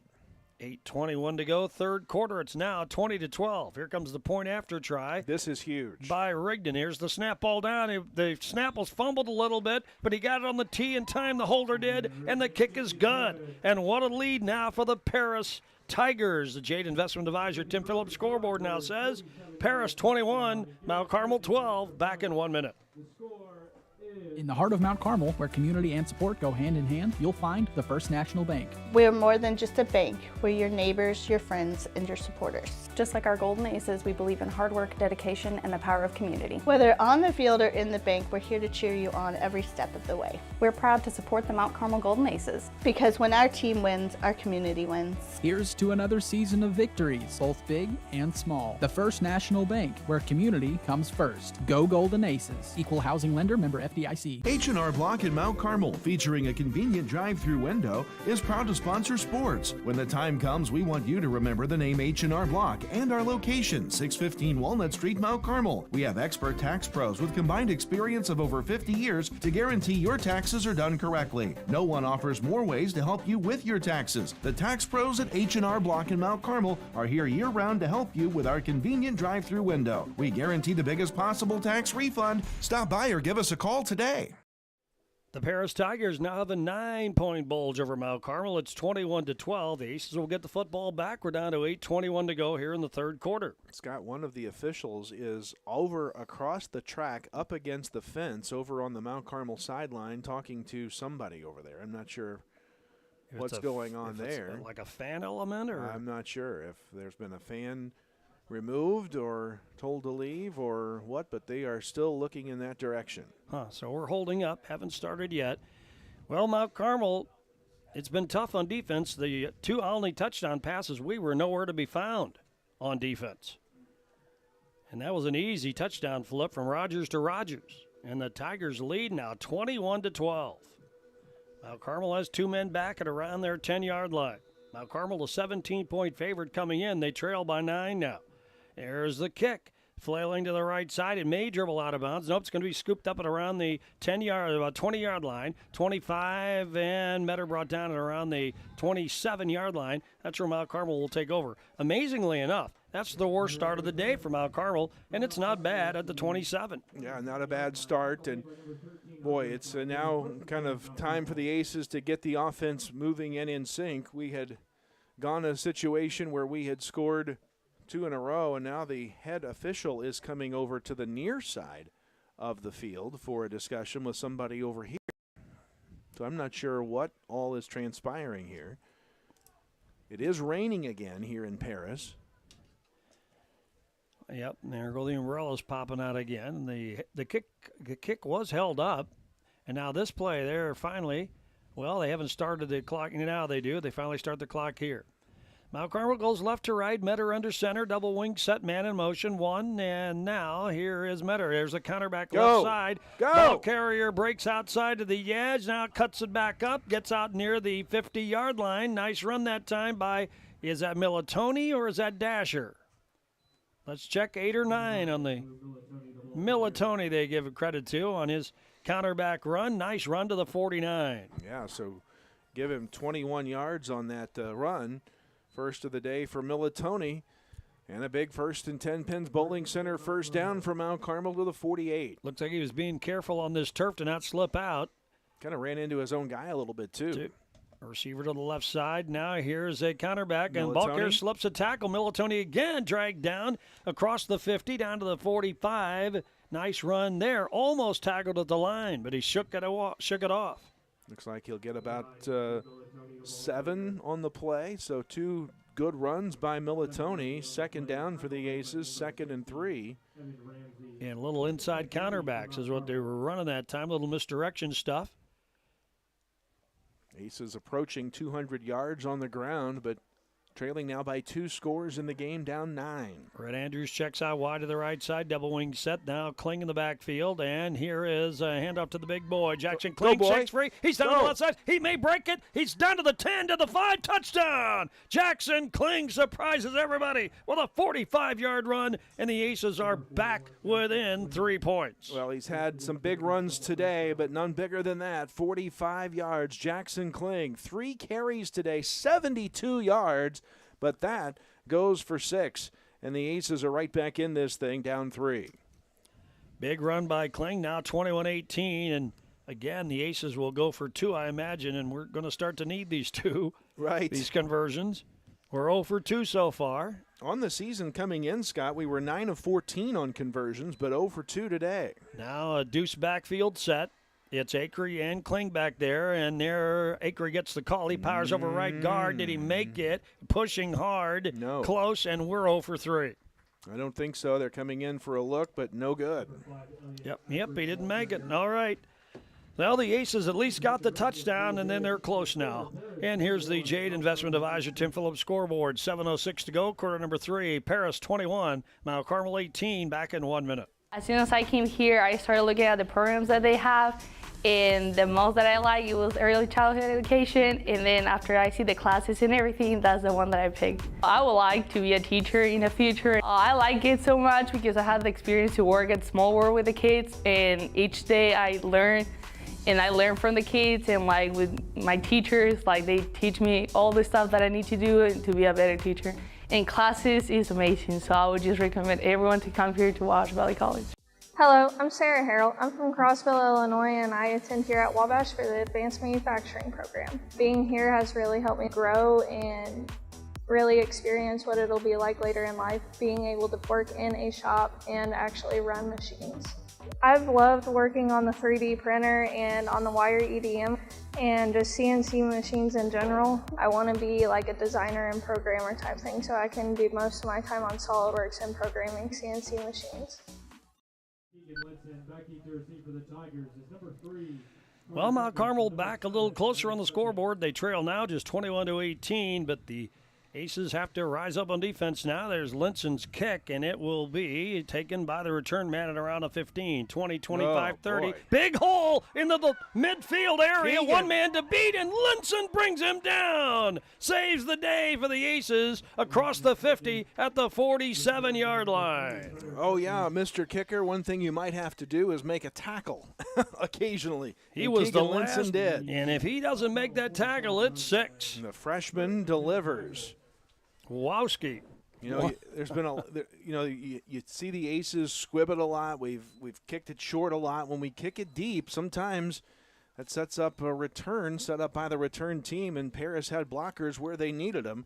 Almost busted that one loose. Tigers send 2 receivers left, 1 to the right. Handoff. Here's Burns following the blocker. Tries to kick it outside. Shakes off 1. Gets by 1 tackle. 45. Cuts it up the sidelines. Officials mark him out at around the, well, he keeps walking. 39-yard line. 39. A gain of about 7 on the play. Well, I'm telling you, you just got to wrap him up. The Aces 2 or 3 times looked like they had a chance to bring Burns down. But to the 39, he'll take it. And that's at least a 6-yard gain. Yep. All right, they call it 7 officially, 2nd down and 3. Here come the Tigers, and they're working right to left. 2 receivers left, including a slot man. Wide out to the right side, 1 setback. Rogers is in the shotgun. Little throw to the left side, caught over there on the sidelines. Little short dump pass caught, and a first down for the Tigers. The catch over there by Krippus makes the catch. Carter Krippus takes it from the 39 to the 34, a 5-yard gain. Nice little pass play there. And here go the Tigers. They move the chains. 134 yards passing today for Rogers. Has thrown 11 times, has completed 9 of those passes. All right, now the receivers go 2 to the right side, 1 to the left. 2 setbacks either side of Rogers. And here is a fake one way. Now Rigdon gets the call, tries to slide out. Aces string it out, bring him down. Nice stop over there by Mason Burns. And a loss on the play. Braden Mason on the stop. Yeah, Mason Burns. Where'd I get that name? Well, that's the big running back here, isn't it? Yeah, number 4. So Brandon Burns makes the stop. Braden Mason. You're confusing the heck. I'm getting confused. Braden Mason, the stop. Yeah, a loss of 5. That's what I meant. Yeah, it's not what I say. It's what I mean. I'm right there with you. 2nd and 15. Now Rogers back to throw. He's flushed. Now changes direction. Goes to the right side. Sets. Now he runs again. And now he's just going to uncork the throw for the end zone. It's up for grabs. And it is a tip pass. And is it picked off? Yes. Wow. It was a tip up at the goal line. And Mount Carmel wins it with the interception. Shane Metter jumps high, wins that ball, but is there a flag over here? The official, there is a flag down, so hold the phone. Interception pending penalty, ineligible receiver downfield Paris. It is an INT. How about that? Kyle, you just been talking about the fact we haven't generated a turnover yet today. We had the last 2 weeks. Now we come up with a huge one. 3rd week, well, we did a good job of containing on the quarterback. Each had to wing it, and it was a jump ball, and we won the tip. One of those situations where Rogers may have been better to just eat it, run, get what you can get for it. Instead, looked for it all on one play. A 50-50 ball right to the goal line. Shane Metter stands his ground, makes the interception, wins the ball back for his offense on the touchback. We start at the 20. So the Aces creep closer on the scoreboard, then make a huge play to get the ball back on defense. And now let's see if Mount Carmel can march it down the field. Line of scrimmage is the 20-yard line. Aces go left to right. Receiver to the right side. Handoff instead inside, and not much there for the ball carrier. Nice job by the Tigers against Jackson Kling. First time they've stopped him for no gain today, as Kling went nowhere that time. 2nd down and 10. Clock running. 5:22 to go, 3rd quarter. Paris leads 21-18. Aces, in case you've forgotten this fact, have never lost as a conference member in the LIC. In fact, the last time the Aces lost to an LIC team was to Robinson in the playoffs in 1991. The last regular season loss was that 82 loss to Olney.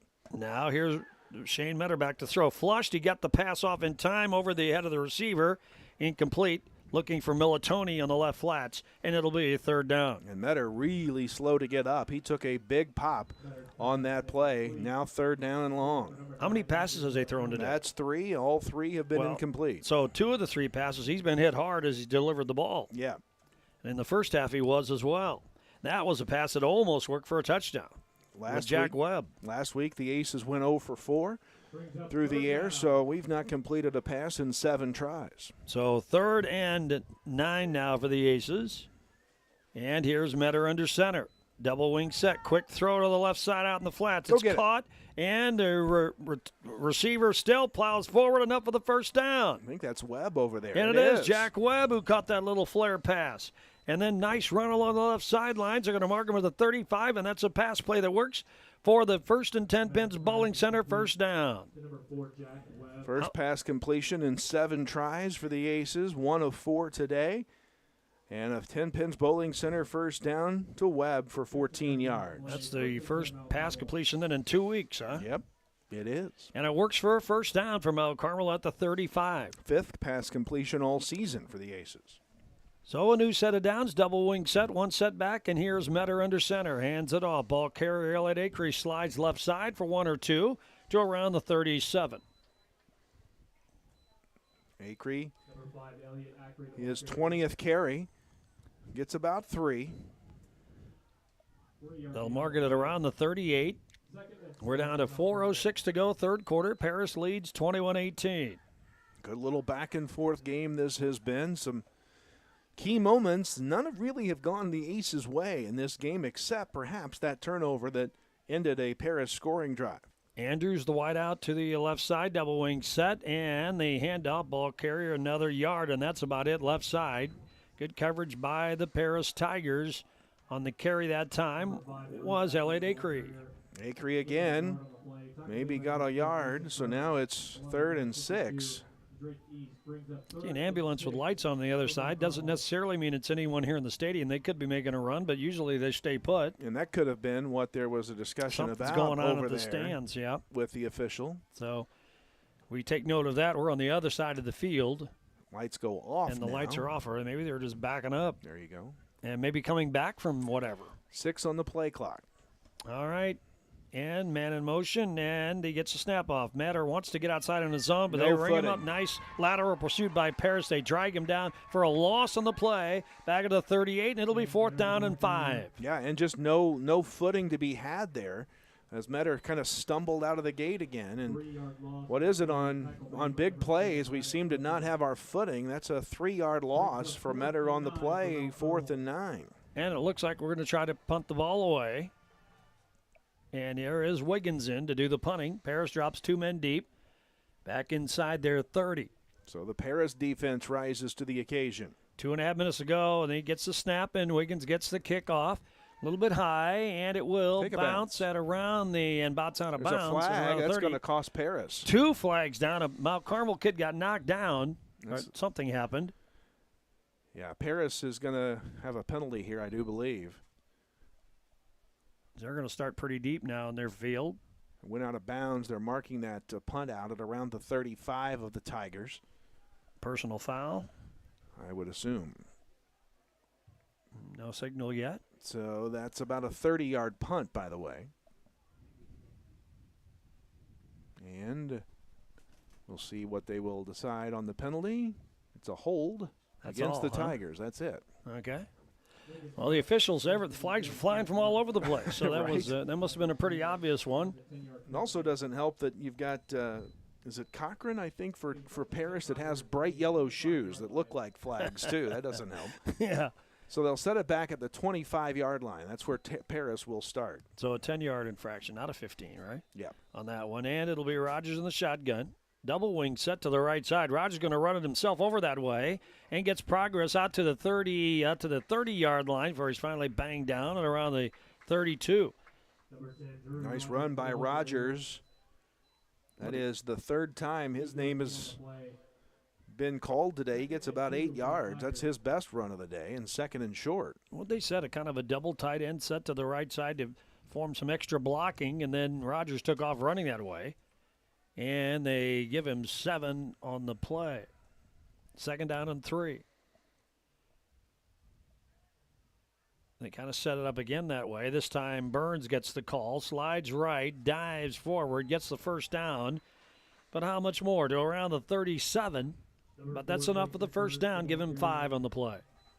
And we're down to 1:40 to go here in the 3rd period while the officials move the chains. Tigers hustle up to the football. Well, one of the big things here, you actually cannot, if you're the Aces, you don't want to give up another score. You got to come up with a stop, and then you got to find the end zone somehow in this one. Now the Tigers go back and split the receivers left and right. Here's Rogers in the shotgun. Burns to his right. Burns gets the handoff, countering back to left side. Big Oh, hole my. up the middle, across the 50, down to Mount Carmel's 45-yard line. It's finally banged down over there by Metter. Otherwise, he could have broken it. Yeah, about a 15-yard gain. And a first down. We're down to 1:18 to go here in the third period, and Paris moves the chains. No, I was stating the obvious earlier. You got to stop Paris and then score. I mean, that's about the obvious thing. That's what the Aces are looking for here as we move inside a minute to go here in the third quarter. Now the Tigers send trips to the left side. And a receiver to the right. And here's Rogers shotgun. He's going to run it himself. 45, bangs his way to the 40. Man. Fine. Man, he's playing hard the way he banged into Bader down there. And he ends up at the 36-yard line. That is right on the marker. It's going to be close. I don't know where that official was. It'll be enough. And it is. They'll call it about a 12-yard gain and move the chains again to the Aces 34. Drew Rogers. Man, that kid wants to hit. He does. Lowered his shoulder into Bader. Picks up the first down. Bader now checking out on the play. Yeah, Drew Rogers is 6'3", 175. Also a defending state high jump champion in Class 2A, by the way. And as we found out so many times with Blaine Sisson, you can't hurdle in high school Right. football, so he wasn't going to be able to do that. There's a quick throw, right side, pass caught out in the flats. Not much there. Oh, wait, he got up the sidelines, away from Mount Carmel, and gets down near the 30-yard line. Made something out of nothing on that pass catch. Nice catch over there by Hutchings. Hutchings gets about 4 on the completion from Rogers. Hutchings' first reception of the day. 2nd and 6 now for Paris as they continue to move the football. They're at the 30. Yeah, and I didn't think he was going to get very much at all. They do not have to run another play. Well, yes, they do because they got out of bounds. Yeah, 18 seconds to go in the third period. You set it down for Paris. They lead 21-18. Line of scrimmage, the 30-yard line. And here is Rogers handing it off. Here is Hutchings back around to the left side. Dives by inside Flag one man, down. 20, 25, down to the 20, I should say, and he's knocked out of bounds inside that mark. There is a flag. Maddox Hutchings. Looks like it's a hold on the Tigers. Oh, another penalty is going to hurt him, huh? Wow. That'd be the second on this possession. There it is. Another hold. The flag sits at around the 33, so it's 10 yards from the spot. Right?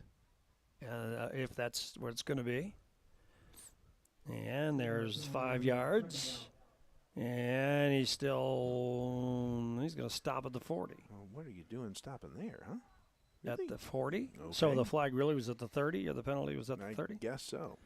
As it is now, let's see, they'll call it 2nd and 16.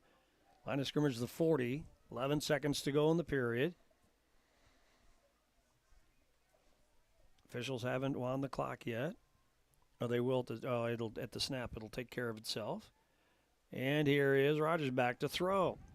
And on the run, trying to evade. And now he's going to throw it down. The ball squirts up in the air. Is that going to be? He threw it. That's there lost. you go. There's the flag for intentional grounding. Yep. And it's at the 50-yard line. The ball squirted up in the air as he hit it, so he's just trying to get rid of it. So that'll cost him. And that'll also, there's 1 second to go in the period. I mean, in theory, he's outside the pocket, but not that matters. And this will be a 15-yarder, right? It'll be a loss of down. Well, and look at where they're starting to march from. The 50. Intentional grounding, 5 yards from there. Yeah, the line of scrimmage was the 40. So you mark it off from the 50 and all the way back to the 45. So, no, it's a 15 yards from the 40. Okay. But now, here it is at the 45-yard line with 1 second to go in the period. Now, the snap will start the clock. I'm trying to add yardage still. So it'll be third, and they have to go. 20, 31. Okay. Or thereabouts. 3rd and 31. And now there's the end of the period. There's a flip pass left side, and not much for the receiver to the 47. So a gain of only 8 on the play. Rigdon, and that'll do it No, that was a gain of only, they'd call it 7 or so, and that'll end the third period. All right, we'll get it all sorted out, but that's the third flag on the Paris Tigers on this possession. And that's the end of the quarter. Yep. End of the period. Jade Investment Advisor Tim Phillips scoreboard says Paris 21, Mount Carmel 18. The Tigers 12 minutes away from a historic win. We'll be back with the fourth frame in 1 minute.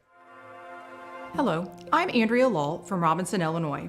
For my first appointment, I knew I chose the right orthopedic center. The day his surgery went like planned, registration went smooth, pre-surgery, and the nurse made me feel very comfortable. I'm currently 3 months out of surgery. I don't even feel like I had a total hip replacement, but I am having a much better quality of life with my new hip. WGH, we're going home. 811, if you're not familiar with that, it's a Julie program in the state of Illinois. It's actually nationwide, but that's a free service. The utilities take care of that. Customer wanting to dig or plant flowers or fence posts or something like that, call that service, give us 2 business days, that's the law, 2 business days notice. We'll come out and we'll locate all the underground utilities in your area and make sure that you know where you're able to dig and you can dig safely, and we're protected and you're protected that way. Along with Kyle Peach, I'm Scott Allen. We're back in Paris where the Tigers carry a lead into the fourth period. They lead Mount Carmel 21-18. It's 4th down and forever. Line of scrimmage is the Paris 48. They're going to punt it away, and there comes Rigdon's kick. It's very high and drifting to the inside the 10 and dribbles into the end zone just in time. What a big difference that is. That's a 20-yard bounce there, and Mount Carmel will take over at the 20. What a kick. That's is that 52 yards on the kick? Yeah, well, let's was see. It the 48? Yep, that's right? where the down started, yes. So 52 yards on the punt. That gets you college scholarship nowadays. There you go. Well, how about this? We talked about the fact that the defense needed to get a stop, keep Paris from scoring. And now, here in the fourth quarter, Mount Carmel's got to move the football, got to go score and take the lead. Mount Carmel had 1 touchdown, just barely denied them when the running back, it was Shane Metter on the play, slipped out trying to cut in the wet turf, and we did not get the touchdown. The trail now as we begin the fourth quarter, 21-18. Metter sets the club down, sends a man in motion. That would be Fulop. Hands it off. Ball carrier to the right side. That's Acree. Or is that Metter on the keeper? Let's just see. I think he did hand it off. And, yep, Acree did carry the ball. Line of scrimmage is around the 25-yard line now, so a gain of 4, 2nd and 6. Well, you know, Scott, you take a look at what hasn't happened or what has, if you're the Aces. You're denied a score at the 1-yard line. You have not converted on 3 attempted 2-point conversions. That's 12 points in and of itself that are off the board. Red Andrews checks out wide at the left side. Man in motion. Handoff. Ball carrier is to the right side. And that is the pitch on the carry. That was full up, and he's still running midfield. Gets down to around the, right at midfield. Is that full up on the pitch? Oh, they back it up here. They said he stepped out of bounds. It is full up. But they mark him back at the other side of the 50 to the 46. Still a good gain of 22 yards. Yeah, one of the biggest carries of the night, biggest for Fulop, 22 yards. He's up to 51 now on the ground on those pitch plays. He had another nice pitch, didn't he, earlier? Yeah, 16 yards on that one. So I've got him for 51 yards on 4 carries. So that's a play that works a little bit. So new set of downs, a 1st and 10 pins bowling center first down. Double wing set, receiver to the left, man in motion. And this time a handoff goes to Acree. And he powers over the right side, back across the 50, down to the Paris 47-yard line. Gain of about 6 on the play. Just a good hard-nosed run by Acree that time. Acree picks up about 6. Is that what you said? I think 6. Call it 6. 2nd and 4. That was carry number 23 of the day for Acree, who's to 93 yards now on those 23 carries. Just shy of the 600-yard mark now. Began the day with 501 on the total. So what'd you say he's at? On the day I've got him at 93, so 594. 594, and here is an inside goal. Oh, the ball almost dropped out of Jack Webb's hands. Little wingback Connor headed to the jet sweep, but he never got there. Had to really kind of fall on the football and almost lost it. Was that Webb at all? Yeah, or was it? I didn't see who had it. Oh, yeah. It looked like Webb, and he was setting that spot on the right side coming back around. Well, as it is, we hung onto the football, held on to it. That was Militoni. That was Militoni. Okay, third down. And about 4 to go. No gain. And handoff, ball carrier. Big hole right side. Kling first down. Still going. Breaks free to the 35-30. Down the right sidelines. Inside the 25 and inside the 20. First down. Kling is down. Hopefully. He's got a cramp. He got his leg up. 48 all the way down to the 13-yard line. A 35-yard run by Jackson Kling. How about Kling's runs today? 11, 16, 45. And now 35, as they tend to him with a cramp. Inside the Big R Farm and Home red zone go the Aces up to the 14-yard line. 9:42 to go in the game. Mount Carmel trying to get back on top. Mount Carmel over 300 yards on the ground, 305 now, 14 through the air, so 319 total to Paris's 234. And was that Kling was shaking up? Yeah, just a cramp over there after the run. Okay, they've got him off the field there. They'll work on that. Still cramping in week 5 of the season. Yeah. And Lisa's not 91. Twice this year it's been 91 right. Degrees at outside. game time. Yeah. Today's was 71, a lot more pleasant. How the Aces set it up, double wing set. Acree, the setback behind Metter, and Acree gets the call, bounds on the right side, breaks it free. He's going to get in. Touchdown! How about that? Acree's third touchdown run of the day, his 24th carry. Goes from, where were we, the 14, I believe? Yes, called that. And Acree's now up over 100 yards rushing, his third rushing score of the day. And Mount Carmel's grabbed the lead back. It is now 24-21 Aces. And Mount Carmel will go for 2. 2 receivers check out wide to the right side. It's Metter under center. And he will hand it off. Acree pounds off right guard. And did he make it? Yes. No, signal. There's finally the signal. And how about that? The Aces convert for the first time today on the 2-point conversion.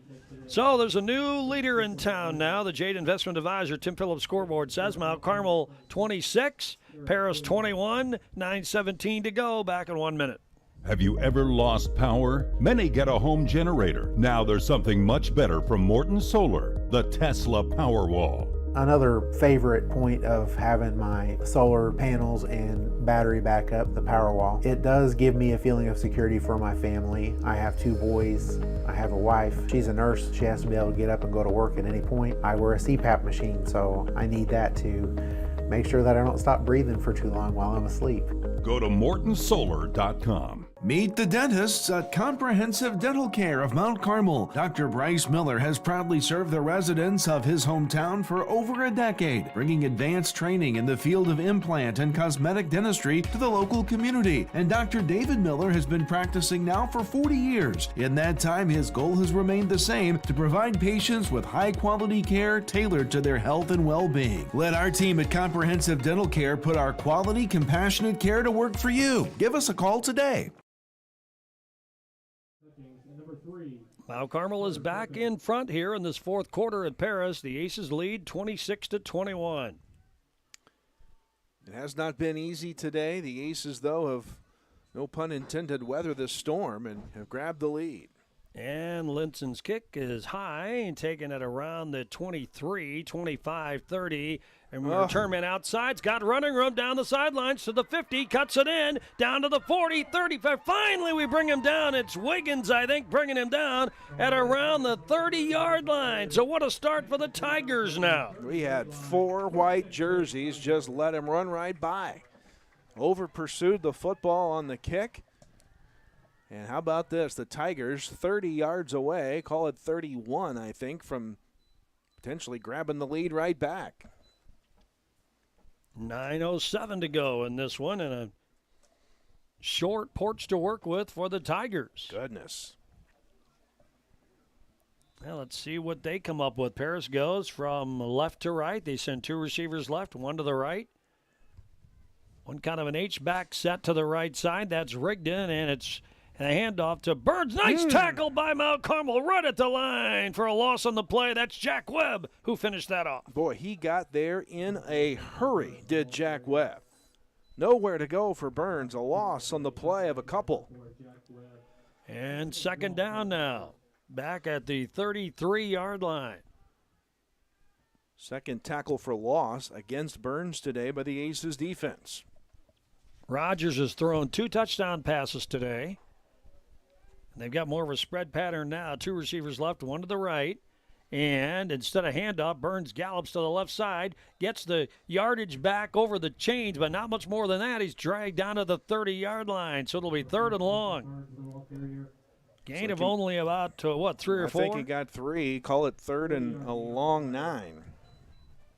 3rd and 9 for the Tigers. Boy, this would be huge if we can keep Paris at bay here with such a short start. Be ready for the pass, though, as Rogers has been relatively successful today through the air on these and long situations. Receivers are split. Here is Rogers back. He's going to throw. He's chased out of the pocket. They're after him. He gets rid of the ball, and it's to nobody nearby. And the only man nearby was Militoni on defense. So incomplete, 4th down. Acree was in pursuit. And now 4th down and long. 4th and 9 for the Tigers. Of course, from here they go for it, of course. Yep. Line of scrimmage, the 30-yard line. Clock stops, 7:50 to go in the game. Big play in this game. Defense dial it up one more time. Paris trails Mount Carmel 26-21. They need this first down here. Find a way to stop them. 2 receivers to the right, 1 to the left. Receivers kind of stacked up on the right side. Here's Rogers. He wants to throw. Plenty of time. Has time. Now he's chased. Now he gets rid of the ball. It's for the end zone, and it's caught in the back of the end zone. He's out of bounds. He's out of bounds. How about that? Wow. Just too far. He caught it under the tent back there, but too far out of the field of play. Could not keep the feet in bounds. And just like that, we take over. Dawson Rogers knew it, too. He made a great catch, but he was almost in the booster's tent beyond the end zone when he caught that ball. He knew it, too. He was frustrated with it.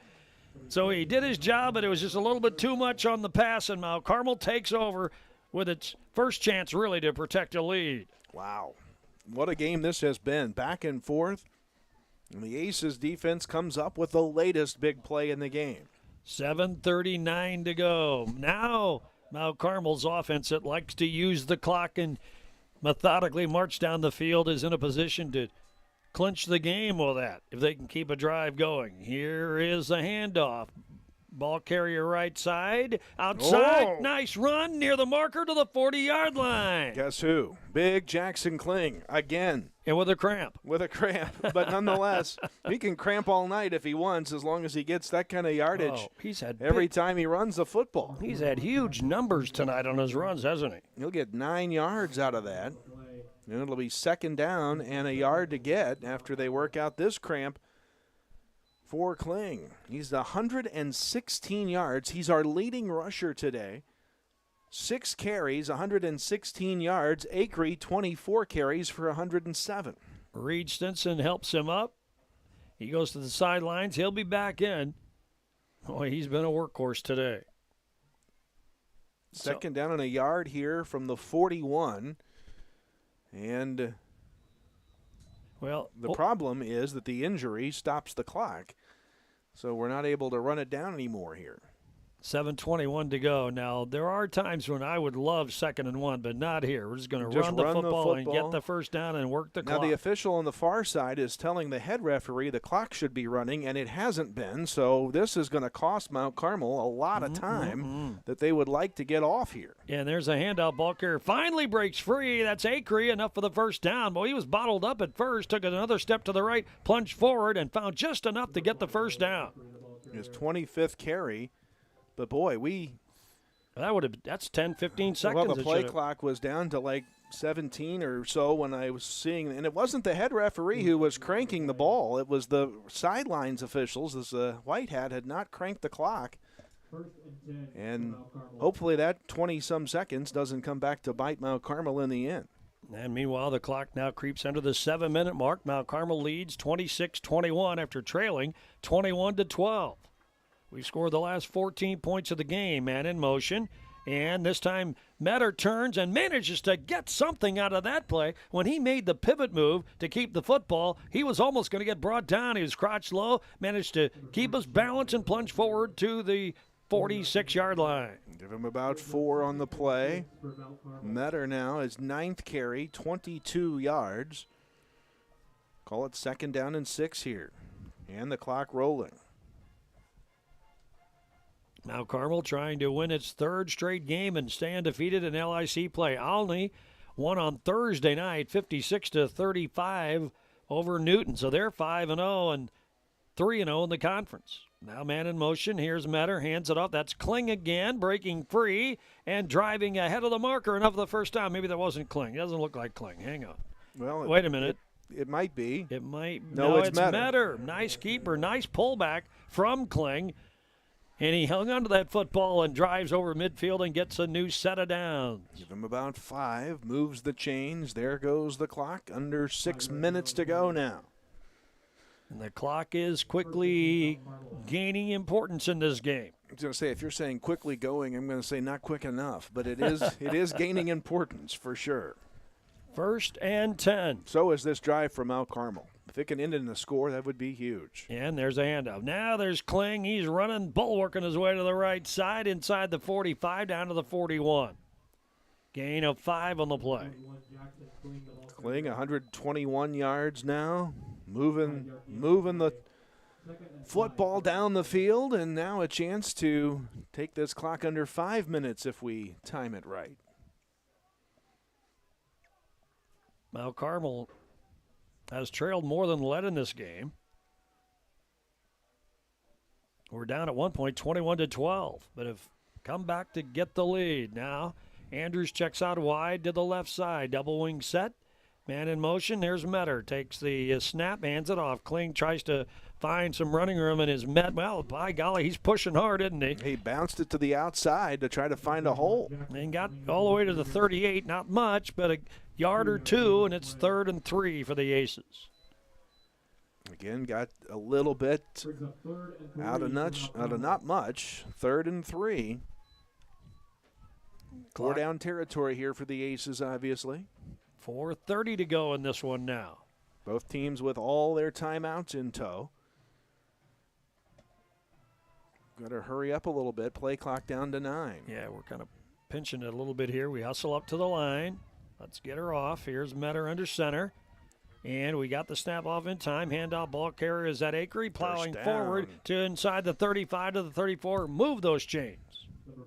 Big 10, big time, 1st and 10. 10-pin bowling center first down. It's Jackson Kling again from the 39 to the 32.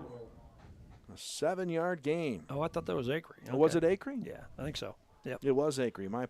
My apologies. And down to the 33 he goes. Boys, next week going to be a big game. We can hang on and win here and go 3-0. Holy mackerel. Everybody from Richland County and Wabash County will be there next week. Game of the year in the LIC.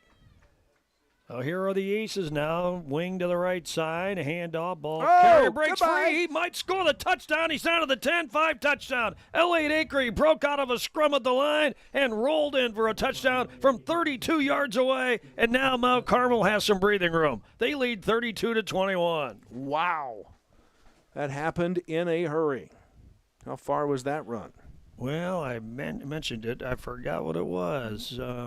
21, 31. We'll get it verified for you during the break, but now Mount Carmel will go for 2, and you know this is a pretty big 2-point conversion too. Get us up by 13. All right, here's Metter under center. Nice run by Acree, broken at the line, and now it'll be Acree finishing it off with a 2-point run. So how about this turnaround? Mount Carmel has now scored the last 22 points of the game. 3:36 to go in this one, and your Jade Investment Advisor Tim Phillips scoreboard now reads Mount Carmel 34, Paris 21, back in 1 minute. The place for lunch and dinner is the Smoking Pig in Grayville. Come check out our world famous barbecue or try one of our delicious sandwiches or even tacos. How about snacking on one of our jumbo pretzels the size of your head? Or even mouth-watering tomahawk steaks or even surf and turf. Located on the KOA campground, Smokin' Pig is here to serve you. Come see us in person or order online. And don't forget, we can also cater your next event. It's time to get your flu shot. The Wabash County Health Department is hosting a drive-through flu shot clinic Wednesday, October 2nd from 7 a.m. to 5:30 p.m. at the Mount Carmel Public Utility Fleet Garage located at 410 Mulberry Street. Roll up your sleeves or wear short sleeves, bring your insurance cards, and get vaccinated against the flu without having to get out of your vehicle. If you can't make it that day, appointments can be made at the Health Department by calling 618-263-3873.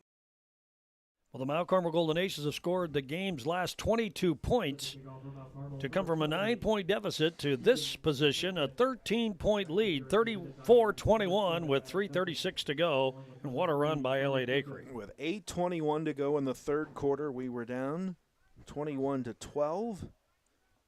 Down 2 scores and have rallied back to a 2-score lead.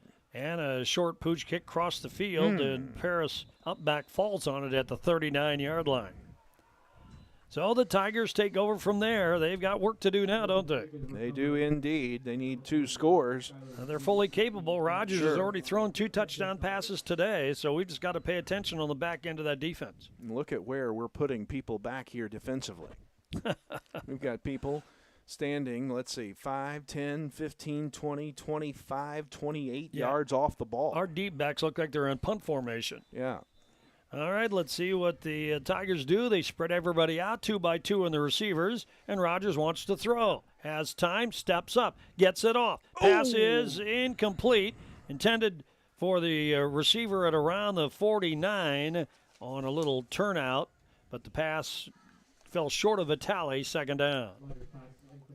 Scott, if I am right, after a great start by Rogers, he's completed 2 of the last, let's see, 4, 5, 6, 2 of the last 6 passes he's thrown. So he's kind of fallen off the grid a little bit. Now he's back to throw again. Mount Carmel got to somebody threw real quick. There's a dump in the middle. It's caught. 50-yard line. Nice tackle, though. So not much of a run after the catch. Nicely done by Andrews. But Burns on the catch to the 47.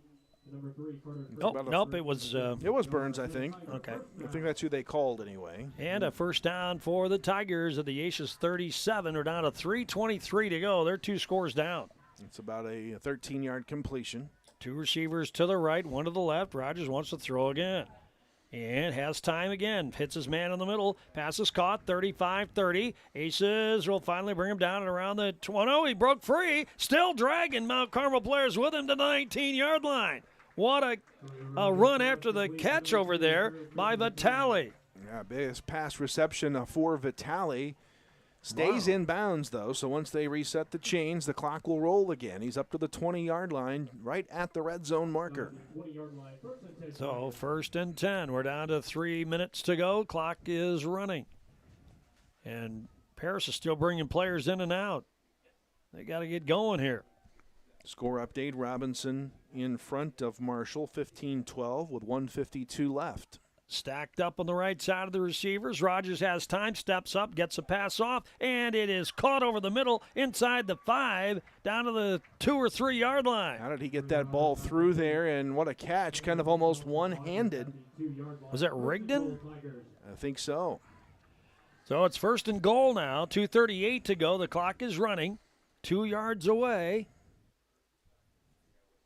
Boy, that happened in a hurry for Paris. And now they hustle a player off. They had too many men on the field. So Rogers gets the hands it off. Ball carrier gets in for the touchdown. Wow. So they're back in this thing. The Tigers are. They did their job. That was Burns on the carry from 2 yards out. 2:23 to go. And it's now a 7-point ball game. 34-27 Aces. And they'll go for just the point after. That's all they need at this point. So Burns on a run of 2 yards, right? Yeah. That took 1 minute and 13 seconds. And there's the point after, and it is No good. No good. Wow, okay. Well, they're still okay. 2:23 to go in the game. Let's take a look at that Jade Investment Advisor Tim Phillips scoreboard. Paris has come down and scored to put the heat on Mount Carmel. The Aces still lead 34-27. Back with a kick in 1 minute. At Southgate Furniture, we're celebrating a new season and new location. We've just opened the doors at our new location. We have everything you need to make your home game day ready. From cozy recliners for watching a big game to stylish dining sets for post-game celebrations. We've got it all. As proud supporters of the Golden Aces, we know a strong team go hand in hand with a great community. So, whether you're gearing up for game day or looking to refresh your space, come visit us at 1 Southgate Drive. Southgate Furniture, where comfort meets community. Go Aces! Mount Carmel, we've been solely focused on stabilization since 1949. Stabilization is all that we do. Quality is an important foundation to build your company on. Being a specialized contractor, it's of the utmost importance because it's what our entire reputation is built upon. Basically, what we do is an insurance policy to keep your job moving. We're going to go where our customers take us, and wherever that is, we hope to be the best at what we do.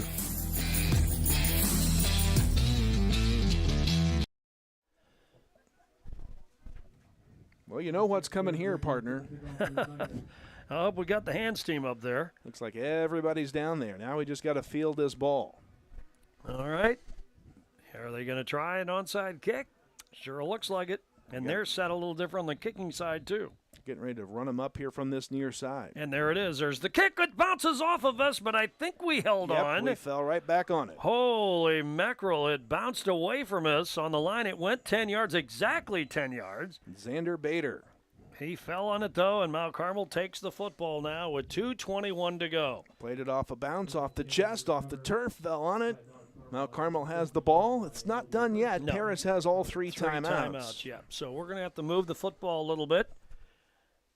Get a first down, and then it gets really difficult. The tip of the football is right on the stripe of the 50-yard line. Mount Carmel just needs one first down, I'd imagine. Assuming we can get Paris to use its timeouts. Aces line up one receiver to the left side. It'll be Shane Metter under center. He's positioning Kling and Acree behind him. There's slot left, wing to the right. Under center, here's the handoff, and there's Acree with Kling leading the way. Acree dives forward to around the 47, gain of 3, maybe 4. And there's the timeout, Paris. That's their first. That was Acree? Yes, Kling, thank it you. was Acree. Kling leading the way. Line of scrimmage, the 47. So second down, we'll keep it here for now. 2:12 to go in this one. Carmel trying to hang on and improve to 3-0 in the conference. 2:16 they're saying on the clock, okay? How nice. There you go. Well, timeouts here. Second down, call it 7 or 8 for the Aces. And, again, we just need to get a first down at this point and really put Paris's back against the wall. They've got 2 timeouts left. 25 seconds of play. This is going to get into a math equation. Well, I wonder if, I don't know if you need to do it. Let's say they stop us, or they stop us, and now it's 3rd and long. Would you let the clock run? Boy. Or let the clock run after 3rd down? If you do stop and then call a time after 2nd down, then make a stop on 3rd, right? And it's 4th and long, then stop the clock. Yeah. Or then don't stop the clock, so you can use your timeout to the other end. Maybe. Well, yeah. I mean, you have a minute left. I think a lot of it depends and on. You've got to. Yeah. And if based on what we saw in our defense the last time, we were playing virtually a prevent. I don't think we'd play that way next time. I mean, he's had carte blanche in the air lately, at times today. Interesting, huh? Decisions. Glad I'm not having to make them, huh? And here is a handout ball. Carrier Acree slides right side, dives forward to around the 44. There's the timeout. Nice little last-second dive by Acree, and it'll create a 3rd down at about 4. Clock stops, 2:10 to go. Another timeout. Paris, that's their second. They have 1 to go, right? They do. You know, keep it here again? Sure. We will visit with Michael Brewer after the game. And don't forget about our Golden Aces Nation podcast. It's available to you on YouTube and What else we got? A Facebook Well, link we'll to that? share it on Facebook, so you can Yep. go follow the Golden Aces Nation Facebook page. Also, the Golden Aces Nation, that's the Golden Aces Nation podcast Facebook page, as well as the That's same right. name on YouTube. And I always try to put a link on X and as well. There you so. go. We'll get it. We'll get it. You have to work hard not to find it on all the social media accounts. But big game next week, huh? Olney in town. This one far from over, but big game next week with two teams left in the actually two of the three teams that would be left undefeated in the league. Casey also undefeated, coming into their matchup with Lawrenceville this afternoon. Will the clock strike midnight for Cinderella Olney? We'll find out. The Tigers are 5-0, and how about the play they've had this year? Well, let's see what happens here now on 3rd and 4.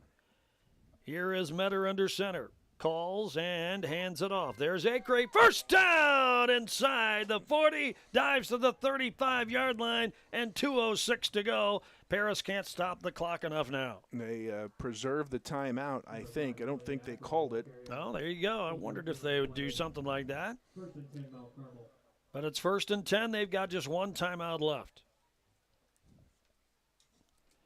Now, Carmel trailed at one point, 21-12, and scored 22 unanswered points. Then Paris marched down the field and scored to close the gap and to force this little bit of tension at the end of the game. Acre reclaiming the lead in terms of yardage today, rushing the football. I've got him for 166. Clock down to 139 as Acre gets the handoff, tries to find running room to the right side, wiggles his way to the 31-yard line.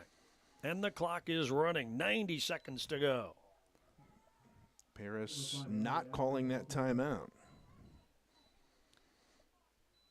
1:20 to go, so they've got 2 to go. 2 they can use. I think just one left. Oh, well, it said 2 up there on that scoreboard, didn't it? One left. Oh, there it is. I'm reading the wrong line. That makes more sense. Yeah, okay, I understand that. 1:05 to go, but you don't want to sit there and not use it. Right. It's a 400-plus yard rushing day for the Aces offense. So if they stop us short of the first down here, they'll call the timeout, I imagine. 2nd down, and there's Acre diving close to the marker, pushing hard inside the 20, And there inside is the the timeout. 30, and there's the timeout. So let's see. He's got about a yard to go. It's 3rd and 1. Clock stops with 45 seconds to go. Line of scrimmage, the 27-yard line. So Paris now out of timeouts. Timeouts brought to you by Country Financial Agent Tia Morgan. 3rd and a yard for the Aces. Remember, if we don't get a first down here, the clock will roll anyway. And then, yeah, so it's 25 more seconds is at least in essence going to come off the clock. So Paris will have. 40 seconds will come off the clock. Yeah. So seconds, fractions of seconds left, really. I mean, they're just kind of scrambled at this point. Really, the key for them was they had to stop us before we got that first down. And Right. Acre solidified that. And, you know, we're kind of playing out the string, but, one, you got to hang on to the football. You don't want to give them any freebie opportunities here late, especially the way they've gone in the air a little bit here lately. But you know what? Rodgers has been pressed on several of his attempts. He's been chased out of the pocket a lot today.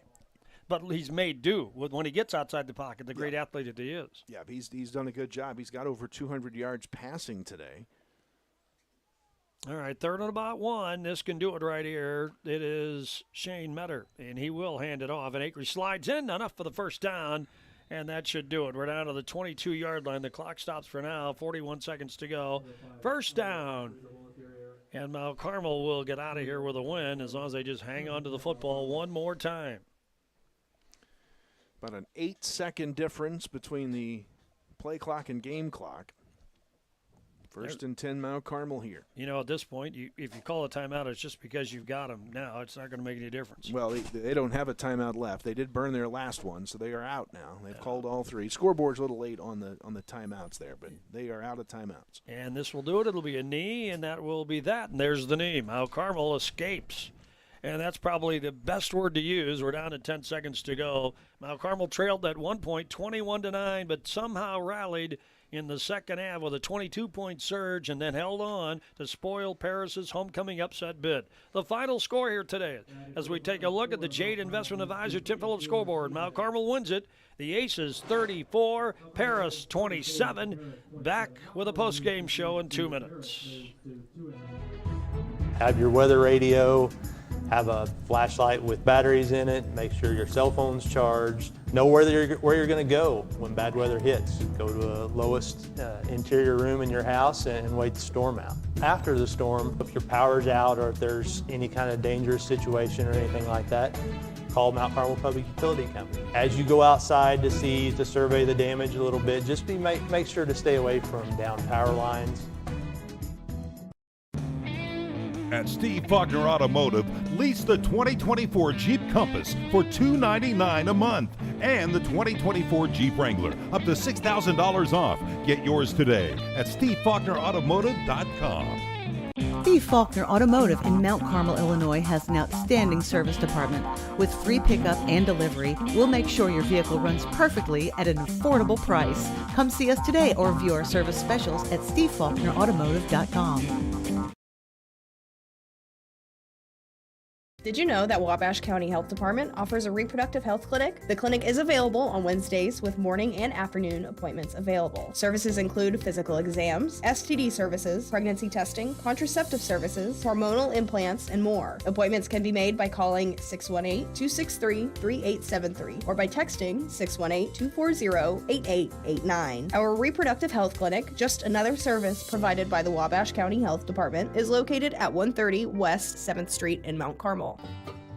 The place for lunch and dinner is the Smoking Pig in Grayville. Come check out our world-famous barbecue or try one of our delicious sandwiches or even tacos. How about snacking on one of our jumbo pretzels the size of your head, or even mouth-watering tomahawk steaks, or even surf and turf. Located on the KOA campground, Smoking Pig is here to serve you. Come see us in person or order online.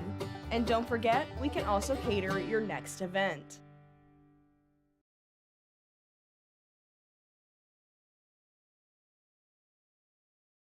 Ball, the final score 34-27. Mount Carmel at one point trailed 21-12, but somehow fought off the deck, scoring 22 unanswered points at one stretch. Then Paris scored quickly to force a little tension at the end, but Mount Carmel held onto the football enough to win the game and improve to 3-0 in the LIC, and now above 500 for the first time this year at 3-2 overall. The Tigers fall to 2-3 for the season, and they lose for the first time in the league. They're now 2-1. And so that sets the stage for a battle of LIC unbeatens again next week. It'll be 3-0 Olney against 3-0 Mount Carmel. That's Friday night at the Snake Pit. And it's starting to rain here now, and the wind has picked up again. Yeah, just in the nick of time, this game got done as rain coming down. Looks like it might be here for a bit. But nonetheless, a great day for the Aces. 416 yards rushing. I had Elliott Acree for 179 of those. Jackson Kling for 123. Shane Metter, 10 carries for 27 yards. Militoni, 3 for 28. Tobias Fulop had 51 yards on 4 carries. Yeah, Red Andrews a carry for 8. By the way, Acree, I think in those 179 yards, carried the ball 33 times. And Jackson Kling's 123 came on 8 carries. Metter, 1 of 4 passing for 14 yards, the completion to Jack Webb. And if you're looking at Paris, Mason Burns, 16 carries, 79 yards. Rigdon, 2 for -7. Rogers carried at 19 yards on 4 carries for a total of 91. He threw for 205 yards through the air. 2 of the scores for Paris were on the touchdowns. Rogers did throw a big pick in this ball game, threw it 21 times, 14 of 21 for 205 with a pick and 2 scores. So all told, the Aces 430 yards of total offense, Paris at 296. And Aces coach Michael Brewer is here. We'll get a chance to visit with him here as soon as we get him on the headsets and looking over the stat panel here and everything else, and the Aces get a win today, and we, as Michael dons the headset, we say congratulations, Coach. That was a gritty little one today. Yeah, so we'll win them pretty, and we'll win them ugly too. So we don't really care much how how it works. We played really well at times and pretty bad at times today. So we're just going to have to learn some lessons from it and keep getting better. Young team, we've talked about that over and over again. But we had really good moments, and we had moments where, we're just not, it's like we're just mentally not locked in or whatever else. But covering some kicks, just like we got to run down. I mean, why would we stop running down there to go cover a kick? You know what I mean? So stuff like that's just weird, and so those things like that have to be fixed. We just have to be a more consistent football team. Yeah, and if it weren't for a slip out on a cut heading into the end zone, it might have been a little less tension at the end of this game earlier, but that's just the way it worked out. Yeah. So there, right before half, that one was unfortunate. I think we had made a tweak to one of the blocking schemes, and probably looking back, it wasn't a good one. So we flipped that back at halftime, and Shane just kind of lost his footing, and we didn't get the movement we needed to get. So we finagled that again. Yeah, that one would have been nice to have. But I you know what? In some ways, now that it's over with, I can be happy about it because it was good for our kids. To just play through it and move on, right? Because it's the whole thing. Because you're down 21-12 in a conference game. This is not something Mount Carmel teams are used to, and the young team as it is. Yeah. We just rallied to the occasion, marched the ball down the field, and got back in it. Yeah, you're right. Yeah. So exactly. That's what we're gonna hang our hat on here today. That's the good. That's the positive. There's a lot we can learn too from a win, so that's good. You don't have to, you can learn a lot from a loss. It's better to learn a lot from a win. So yeah, you're right. So in some tough situations, battled back, kept fighting, and that's exactly what we needed to do. And we faced probably the best quarterback we've seen this year. This Drew Rogers kid. He's a good all-around athlete. Anybody who wins a state championship in an event, even if it is track, I mean, he's got that mentality, and he found us. He found some holes in us, and yet and he was chased all over the place today too. Yeah, we were chasing him around quite a bit, and if we can't get there and get to him a little bit quicker, it makes it really hard on those guys in the back end to keep covering. You just can't cover forever. But again, there's some big plays on defense too when we needed them, right? To get them to start a possession in 2nd and 12, right? When we get a tackle for a loss, we're kind of we're stealing it down there, and that's kind of what we're trying to do. We're trying to get ourselves set up in those good situations. We got to be able to get off the field when we get those. Yeah, we figured it out a little bit better against Burns later in the game as the game progressed on, it seems like. Yeah, we did. Jack Webb was playing in a different position today, and here in the fourth quarter, he was kind of dialed in a little bit more, getting flat and making a tackle finally. You saw instead of chasing things around from behind. So he was adjusted, and so again, in MJ Militoni's moved now out. We kind of have him in a different spot, and Jackson Kling, and I think those are going to be good adjustments. We need some more time in those positions. And what about the effort Kling gave you in the backfield? Yeah, Holy how about that? mackerel. Yeah, so that was everything was a big number from him. I told him, who knew you were our speed back? The pop the big play. So yeah, he was an excellent change of pace for Elliott. We lean on Elliott a lot and give him a lot of carries. So it was nice to have a fresh guy come in and be able to pop some of those. And the other thing is Jackson just runs so stinking hard. If you get in the way, you better be ready to put on your big boy pants and come tackle, because he will lower that shoulder, and he enjoys going right through you.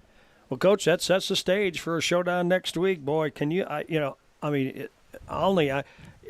A Cinderella story supreme in this LIC. Well, they go from 0-9 to 5-0 in 1 year. So 0-9 to undefeated. Yeah. And they're good. They're fast. They're super athletic. They have really, really good athletes all over the field, and they're big on the line. So that's what you're looking for in a football team. So it'll be a great challenge. Yeah, and it will be a big weekend. It's Hall of Fame weekend, so there'll be a lot of people in town, and should be a dandy ball game. Yeah, hope so. So give us something to.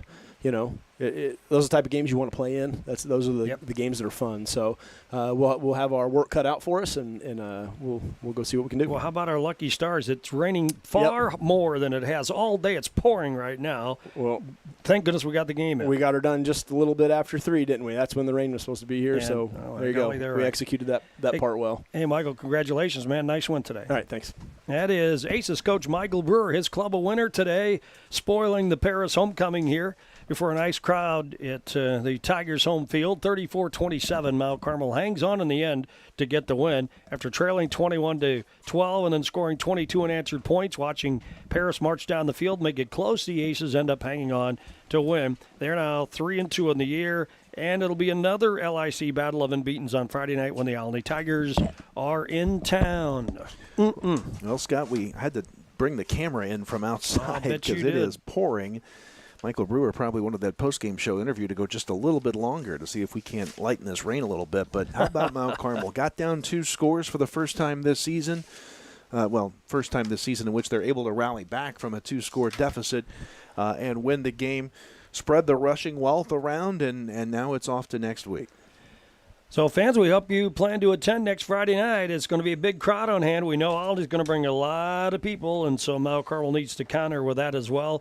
It should be a natural. It's Hall of Fame weekend as it is. We'll have the 1974 Aces football team, the ones who started it all in the playoff era by making the state championship game the very first year of the IHSA state playoffs. So they'll be featured. So a lot of those players will come back from all around the country, plus our other great honorees for this year, including our first Olympian in the Mount Carmel Hall of Fame, Lauren Kiefer, will be there. At least that was her Olympic name, Lauren Kiefer. Yes, her high school name. Her high school name. Yes. So that we'll just go with that because I can't remember her married name. So there you go. But we're going to be glad to see her back in town, or at least a family representative. I guess she's in Europe performing. Yeah. So Nicholson, Lauren Nicholson. Kiefer Nicholson. There you go. Yeah. So she will not be with us, but her representatives will be. And it'll just be an honor having an Olympian in the Mount Carmel Hall of Fame. That's all next week, so come back and join us once you please. We'd like to thank everybody who was helping out with the broadcast today, including Bob Bowser, who did a stint on camera. Another great job. Appreciate that. For the Super, so thank you very much, Bob. And now, with one final look at the scoreboard, Mount Carmel a winner. They're now 3-2 on the year, 34-21 the final over, 34-27 the final over Paris. Now for Kyle Peach, I'm Scott Allen. From Edgar County, we say good afternoon, everybody.